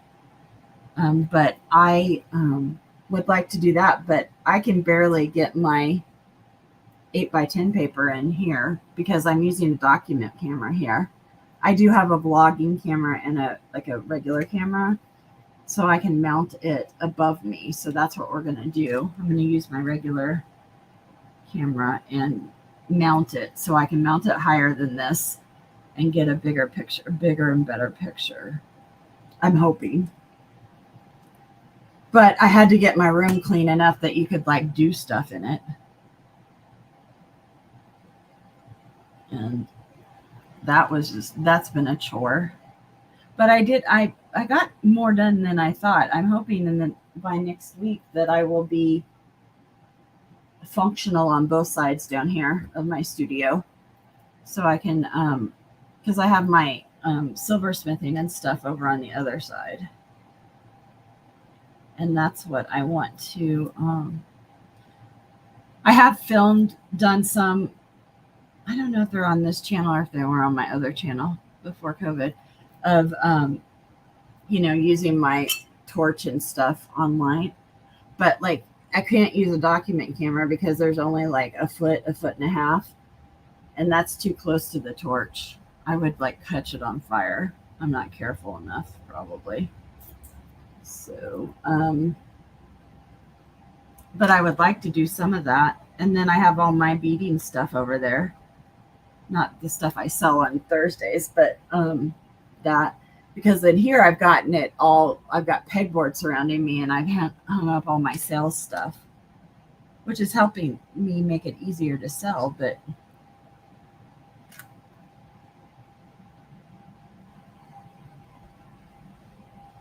oh, yes, that's cool.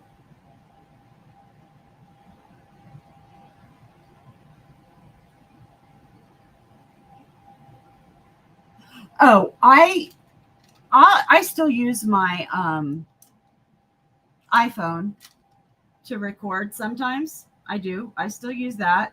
I like it because I can put it up higher and get a wider field of vision, obviously. I have a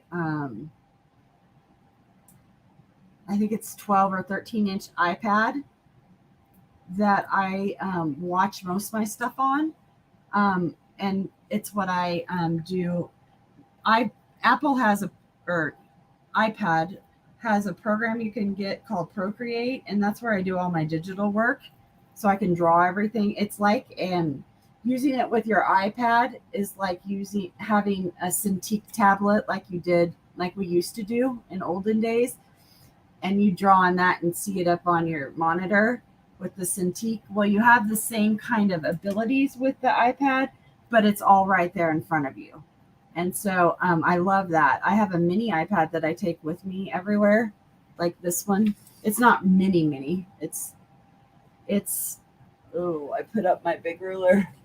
This one is 10. No, it's 9.5 by 6.5, and then the diagonal is 11.5. And I use that one to edit and stuff on too. But I'll tell you what, I would like to have a big monitor to edit, to mirror onto and see my edits. But I don't have my computer that I have here. It's a laptop, and it's a Microsoft Surface laptop, and it has like no memory in it. My phone has almost as much memory as my laptop, even though I paid way too much for it. So I can use Photoshop and stuff on it, but it's not I'd rather do it I would rather do as much as I can on my iPad and then import it there and do the last of that. And I have quite a bit on my Procreate. That's where I do most of my prints. So I'll take a picture or scan them, and then I'll digitize them on my iPad for my prints. Yeah, my husband was looking at laptops today. I found one that I liked that was like $479. I'm like, I want that. I know we didn't come shopping for me, but can you not spend as much so I can get that for me? So I don't have an Apple. I have Apple. I have 2 iPads and I have my phone, but I don't have like a MacBook. And I'm like, I really need a MacBook, because the editing I could do on there, it would be just like what I do on my phone and stuff. And that would make it a lot easier for me.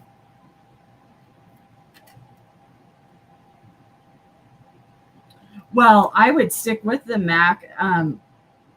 My husband's a software engineer, so Apple is not what he likes. My mom was one of the first Apple teachers, programming teachers in colleges in the nation. We used to have, it was called a turtle, and the turtle would go on the floor and it would draw what you programmed. So that's what I learned on. But I like Microsoft, and I've taught myself Photoshop. When I was taking graphic design classes, we were beta testers. The university was beta testers for Photoshop and Illustrator. I hated it. I did all my graphic stuff by hand if I could. If I didn't have to do it on the computer, I didn't. I hated it. But I freelanced as a graphic designer for a few years, and I taught myself how to do that because I love doing like brochures and um, oh presentation materials and all that kind of stuff. I love doing that for companies and stuff. So I did teach myself how to do that. I don't really do that anymore, but and I don't want to. I don't want to do that anymore, but I want to do more of my art stuff. But I do like to do that. And so I did teach myself that. I'm glad I taught myself that, but it's a pain. It was a pain. So I'm liking where this one's going. These two I got too wet, so I have to stop that. So I'm going to work on my flowers a little bit more, although my water's pretty dirty. Make some more pretty colors. Oh, 31 years.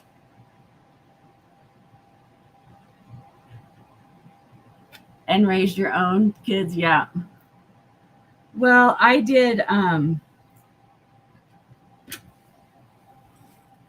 I worked as like in social services, and I had a private practice for a while with hypnotherapy and art therapy, therapeutic art. So that's when I learned that I really liked making like business stuff and doing that kind of stuff. Before then, I didn't know that. And I like,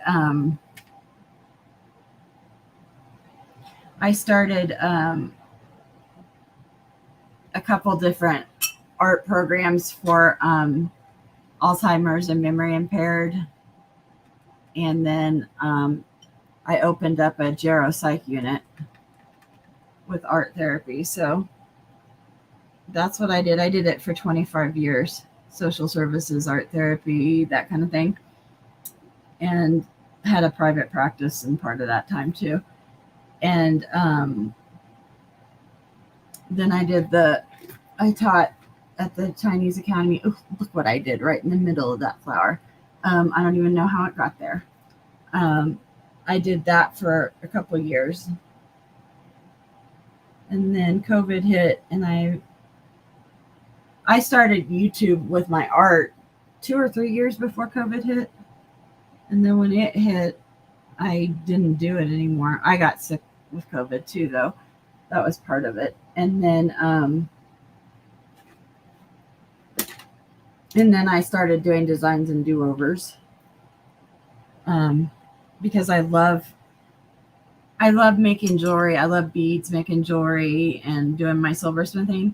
But I terribly miss watercolor and collaging. I have to, they both use a different, I don't know, not a different part of your brain necessarily, but they use a different thought process and a different muscle memories and stuff like that. So I love that. And I love doing the collage with vintage and antique papers and stuff, and then adding my own. So I'm going to scrub where that brown got put. I'm just going to scrub it because it's not heavy on there and it didn't stain the paper. So I can pull the color back out, which is something that you can do with watercolor.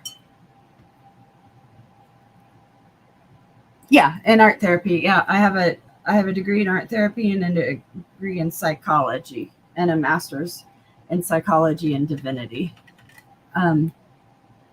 So yeah, that's what I got my degrees in.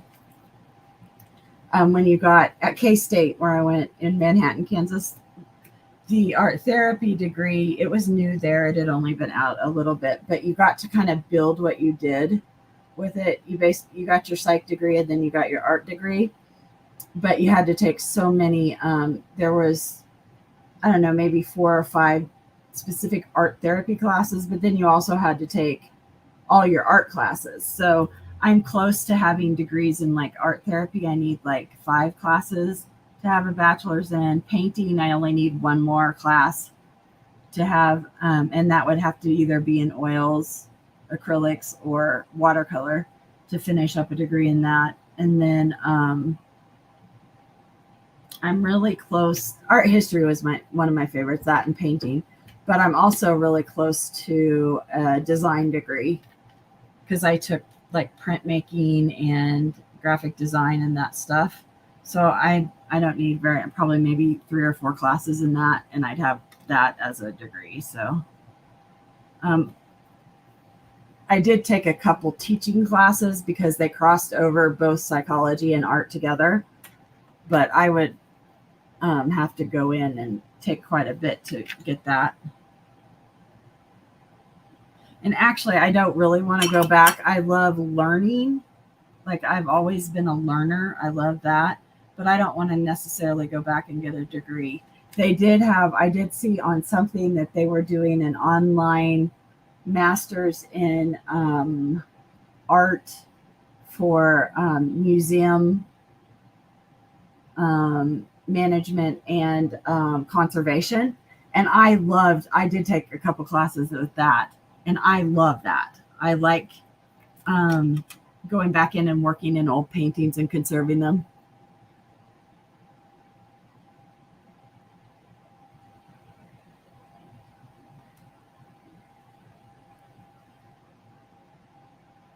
Yo, you saw that too. Yeah. Yeah, Santa Fe and Louisville were some of the first ones. And the art therapy degree that I got is totally different than the way they do it now at K-State. And the psych department didn't want art therapy in their department. And then it's one of the top majors in the art department. And as soon as the psych department saw how popular it was, they wanted to take it. And I'm glad our art department has not given it to them, because the art department did all the work, not the psych department. In fact, they were always pretty rude to us art therapy people. But I love psych, and I wasn't going to. My middle school teacher told me I was a terrible artist and that he hoped I wasn't planning on it as a career. So I didn't do art from middle school until the end of my sophomore year in high school because of that. And I got into psychology. And so when the guy came and talked to us I know. Oh yeah, restoration is like so cool. I love it. I love it. And I like restoration of paintings, of sculptures, of any type of art, including repairing jewelry and stuff. I like costume jewelry or expensive jewelry, fine jewelry. But yeah, I love that. I have a lot of restoration channels on my Instagram that I watch. They just fascinate me. Totally fascinates me. And I got into that through art history, those classes. So they all lead to one another. But yeah, I would love to take that museum class or, do that. Of course, I don't want to pay for it now or pick up school loans or do any of that. But I would love to do that. And I think we need more and more of those as art and the fine arts of all different kinds are getting less and less school time. My granddaughter, my kids aren't arty. They don't, both of them were like, no. They both know how to work a torch and do that stuff. My daughter does poetry. She's very good at poetry. But yeah, I didn't have arty farty kids. but my granddaughter is. And so when I think she was in third grade, maybe second grade, her art teacher did not, the the assignment was, I don't know, do something with cool colors in like a winter scene or something. So my granddaughter added, like pinks to it because she was doing like a dawn sky or whatever. And her art teacher just blasted her and stuff, and she went into this explanation about how there are cool reds and warm reds and all of this. And I'm like, oh my God, Harley, just do what the art teacher tells you. Well, that art teacher just doesn't know anything, and I don't like her. I'm like, oh, my daughter was a little stinker because she would go to class with me when she was like, well, she went to class with me up till she was about 4 or 5, right before kindergarten. And so they were learning their colors. And so the teacher was doing the flashcards, and that was one of the lessons or whatever, and you had to go through the testing. And so she held up pink, and Jacqueline went, that is fuchsia. And, and then she held up blue, and she said, that one's cobalt.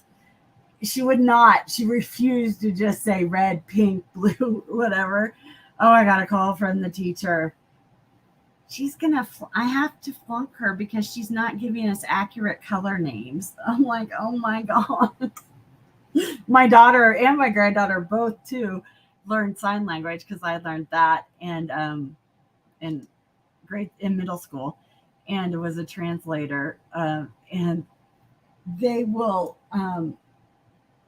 stop talking and just use sign language in classes. And I'm like, you guys have to stop that. So I had to stop teaching my daughter sign language because she wouldn't talk in class. I was like, you're such a little stinker. Oh yeah, it is hilarious now. It is not hilarious when you get called in and are told that your kid is obstinate. Yeah.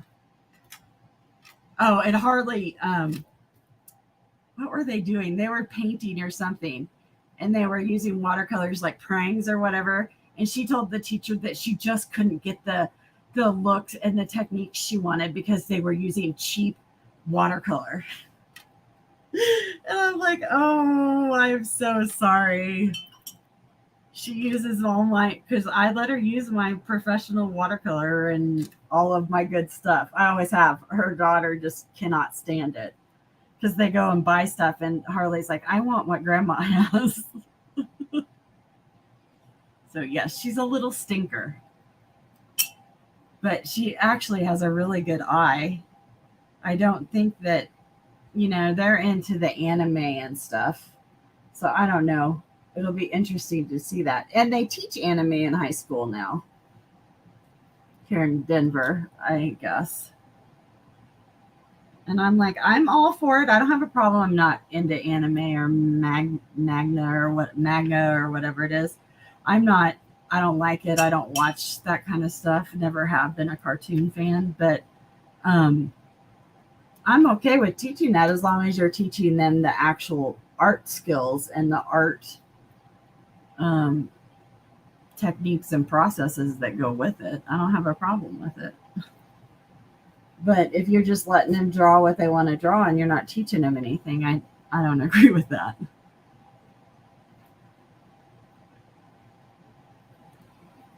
So yeah, Harley she had to learn skills before she could do other things. I wouldn't just teach her the easy stuff. I'm like, no, you have to know it all to be able to do art. Even the masters did knew all that stuff. Van Gogh's one of my favorites, and he always has been. Him and Da Vinci have been some of my favorites over the years. And it was interesting because now I follow a couple Van Gogh channels, museums and stuff, and some of the history of what he did and how he learned different styles and techniques and stuff has been really interesting to learn, because a lot of that wasn't even taught like in art history when I was in school. So it's been fun to do that. I may have to stop. This is getting too wet, but it is looking better. Looking more. I went too hard on this one to start, but it's getting there. I know one of my friends is so prolific. Well, Cindy is too, Amy. She's like, the woman turns out paintings and cards and stuff like nobody's business. I'm like, look how slow I am. It'll take me, well, how long have I been on here? 2 hours and 10 minutes to get this far with this. Well, I didn't do just this in the 2 hours, but I've probably been on this about an hour and a half. It'll probably take me several more attempts at it. That's why I do 3 or 4 things at once, because that way you have, that way in watercolor areas can dry, because I tend to work the whole painting. There are watercolorists that work sections, but I like to have the whole painting because that's how I view it, and that's how I think that, and that's how it's viewed in the end. So that's how I tend to work my paintings. But that's just the way I like to work. There are great watercolorists who work one section at a time. One of the artists I follow on YouTube, her name's Allison Derwent, I think, and she's out of Canada, and that woman is so prolific. She does more abstract art, painting and mixed media and stuff, but she is so prolific. I'm like, I am just not. I paint a lot and I get a lot done, but it takes me days and days and months. I'm so slow. But that's also the way I was taught to do art too. It wasn't a fast thing back in the day. You know, you worked on paintings a long time, and you built up the layers and stuff, and you just did it with watercolor. Now there's so much mixed media out there anymore, and I like mixed media. I do that, but that's how they build up layers and can do such a fast painting. No, but that just wasn't the way I learned. So, and I haven't adapted. I probably never will. I'm not a good adapter. People are made to not like change. Our brains like what they know, but I tend, and have always not been a good adapter. There. This, I don't know what happened with this yellow on this one, but it's not bright. It's not lively. I don't know if I had some white in my brush or what. So I'm trying to add some brighter color on top in light layers to bring this one back to life, because it does not have the same life as these over here. And actually, like if it was a square painting, I would probably crop it like that and crop that out. Maybe crop over here just so you had part of that one. But it's not a square painting, so that's a little more difficult to do on the yellow or on the round. I'm painting with yellow.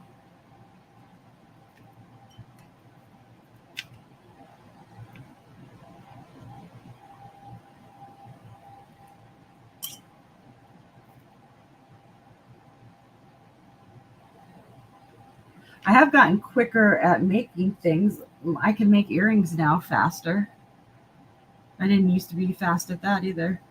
But now I don't take as much hemming and hawing to make things, which is good. Because in jewelry and beading, you don't necessarily make a lot of money if you take too long doing it, because people just don't want to pay for the time that you put into jewelry making. This actually, I may actually really like this one. It's getting there. Every painting has like the ugly stage. Every piece of art, no matter what kind you're doing, you tend to go through stages where it's like, this is just, I don't know if I'm going to be able to save it. I don't know if I'm going to be able to whatever. So you have to remember that. Give yourself some grace because every piece goes through that.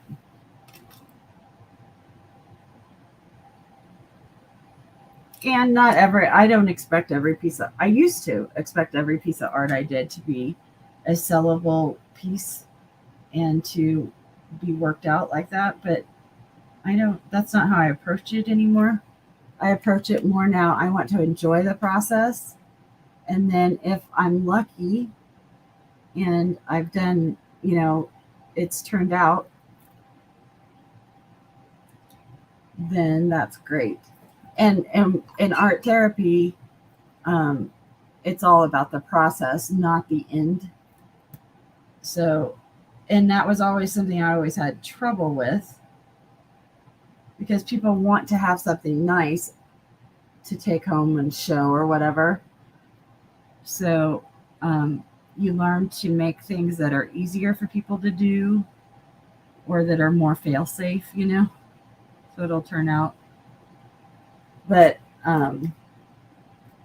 that's one thing. When you're an art teacher or you're a therapeutic artist, working in a therapeutic setting, you have to remember that you can't go in and fix something for them. They have to do it themselves. And you have to let their mistakes be there and let them, learn through trial and error and stuff. And there are people that are very good at being that kind of teacher and that kind of therapeutic art person. And then there are people that are not good at that. So it's just like in math or any other, subject in school. The kids have to learn for themselves. You can't just go in and correct them. You have to teach them and explain it, not give it to them.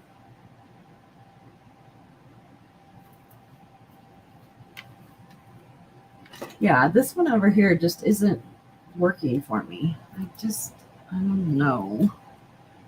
Don't know.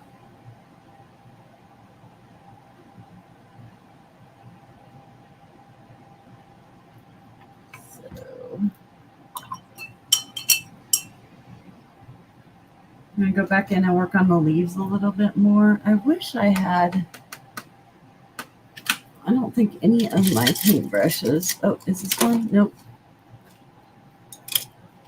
I used to have clear handled paintbrushes, and I probably do over there. I don't have all my brushes over here that had a pointy end so you could scrape. Because I wonder if this will work. We'll try it. So this is one of those dishes for beading. And I want to go in and make some more scrapes. And I didn't like the thing I was using before. Go in and add some of these. I don't even know.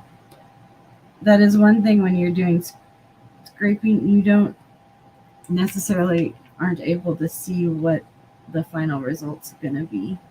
So you have to take some of it as it comes and be okay with that.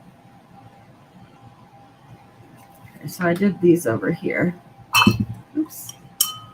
Let's get some of this and I'll work over here. And I'm just doing that because I already had green over here. That's more of the blue area. I don't tend to clean my palettes in between paintings or any of that. So, and this is a plastic palette too, so it will stain or it will hold color. So if you don't like that, then it's better to use a metal palette or have a porcelain palette next to you can do your mixing on. There are several ways to do it, but I don't mind using plastic palettes. And I have so many different types of paints. And because I was teaching it, I needed to keep them all separate and not mix them. So it doesn't bother me. I have a round paint palette that holds 120 or 25 different colors, and it's all full because I have that many colors that are different. Because I do like to try paints and buy them. And like on my art channel before COVID, that channel I would buy new paints and try them, show you the differences in them, and critique them and stuff. So I did that a lot. Okay, so it is picking up some of those lines that I put in there. Not great, still not as good as an old credit card or a gift card or something. Yeah, if you go to Starbucks, they'll let you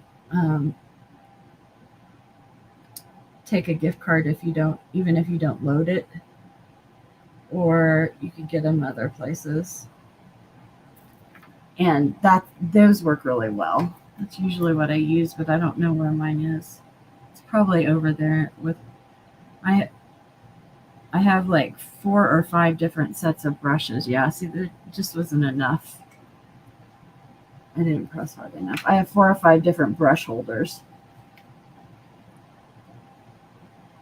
which is silly, but I have the brushes that I like the most out of each of those.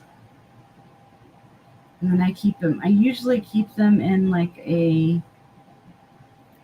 my favorite thing to do is the kitchen caddies that you put kitchen utensils in and they spin. Those are my favorite. I used to buy them from Pampered Chef. That was my favorite one. And I have 4 or 5 of those that keep my different tools in them and stuff. So, and I am a Lazy Susan lover. So anything that's a Lazy Susan that spins around, every time I see them, I'm like, oh, I think I need that. My husband's like, no, you don't. There is absolutely no need for another one. But I do. I love them. So this leaf is behind this leaf. So I took a little brown and then went around it so that you can see that. Give it some shadow and some depth. Oh, I almost picked up my glass of water again.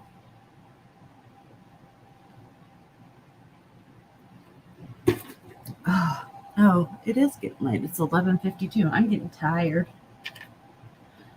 I'm not really tired because painting doesn't so much tire me. I'm just sleep. My eyes are getting tired. I did wear my glasses tonight because I finally found them, and I finally found glass holders that will, glass cases that will hold them because they were too big for most of them that I had. But I finally found I have 2 now and then one for my sunglasses. So now I'm not losing them all the time. I keep one in here and then one out there. My eyes aren't so bad that I need them all the time.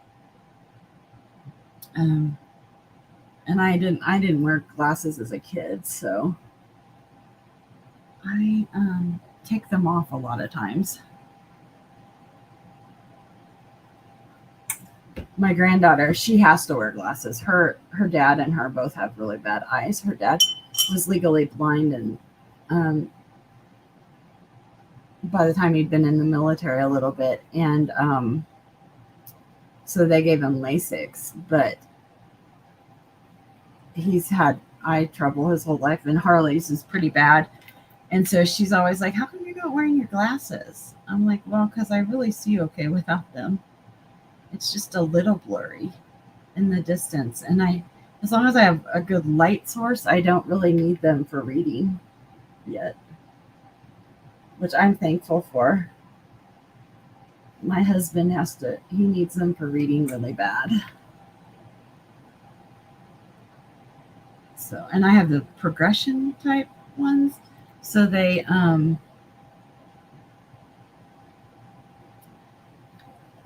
I think I have 1 or 150 in them, but I can read without them.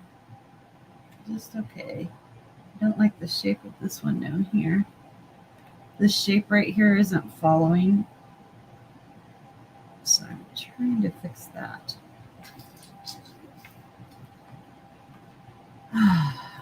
Plus, tomorrow, hopefully we will hear from all the people about the cancer, well, what they're assuming is cancer that Jeff has, that they found in him. And so I need to be able to get up early with him, make sure I'm all ready in case they want us to come in right away. But I'm pretty pleased with how this is going. Like I said, I do have this, just got my brush on it there. So that's almost come off. You can't see it. It's just a little bit there. If I take some clear water and put it on there and then use a magic eraser and get it off, it will come off. So I'm not too worried about that. I do have quite a bit of space here. I could put a little verse here and maybe do that. Those tend to sell really well. Or I could just put a background in. If I did a background, I would probably do a blue because it would make the colors pop. Make that yellow pop good. So I'm pretty happy. I have some, this is, of course, is just the first one. A painting this size, like I said, I probably would put another, depending on what I do with the background, maybe 2 more hours into it and then it'd be done. Any longer than that, and I would probably be fiddling too much with it. So that would be about 4 hours in total for the whole painting, including I drew on it. I don't know how long that took. I just did that while I was watching TV with my husband. So that's what I have. And then let's see. Next week, let me know if there's something you want to see me paint or draw for you. You can put it in the comments below. I would love that because that helps me. I know I do a lot of flowers, but that's why I did the scarecrow. He probably has maybe an hour, depending on what happens over here, because that was bad. He maybe has about an hour left in him to do. But he came along pretty good. I was surprised. Never done one of these before. This was new. So we'll see how that one turns out too. And then next week, hopefully I will have them both finished for you. Let's see. I probably, I do pop-up. I do pop-up sometimes when I'm painting because I just come in here and I'm doing it. So I don't mind turning on my stuff because it's set up. And then on Thursdays, I have the bead store sale, the virtual bead boutique. And that starts at 2 p.m. Eastern. And as long as Jeff doesn't have a doctor's appointment or something comes up, I'll, of course, be there. Otherwise, I might pre-record an hour sale, and you guys can just email me with your things, and then I'll keep a list of what's sold on there and keep you up to date on that. Otherwise, hopefully you had a great Labor Day weekend, and it was a long one if you're here in the States and you're ready to go back and get started tomorrow, and you will have a good start to your September. And I will see you next week. Thanks for coming. I really enjoyed having you all here. And if you're watching this later tonight or at another time, let me know in the comments and put something you'd like to see painted also. And tell me what you're up to, what you're making this week. Have a great week, and I'll see you next week. Bye.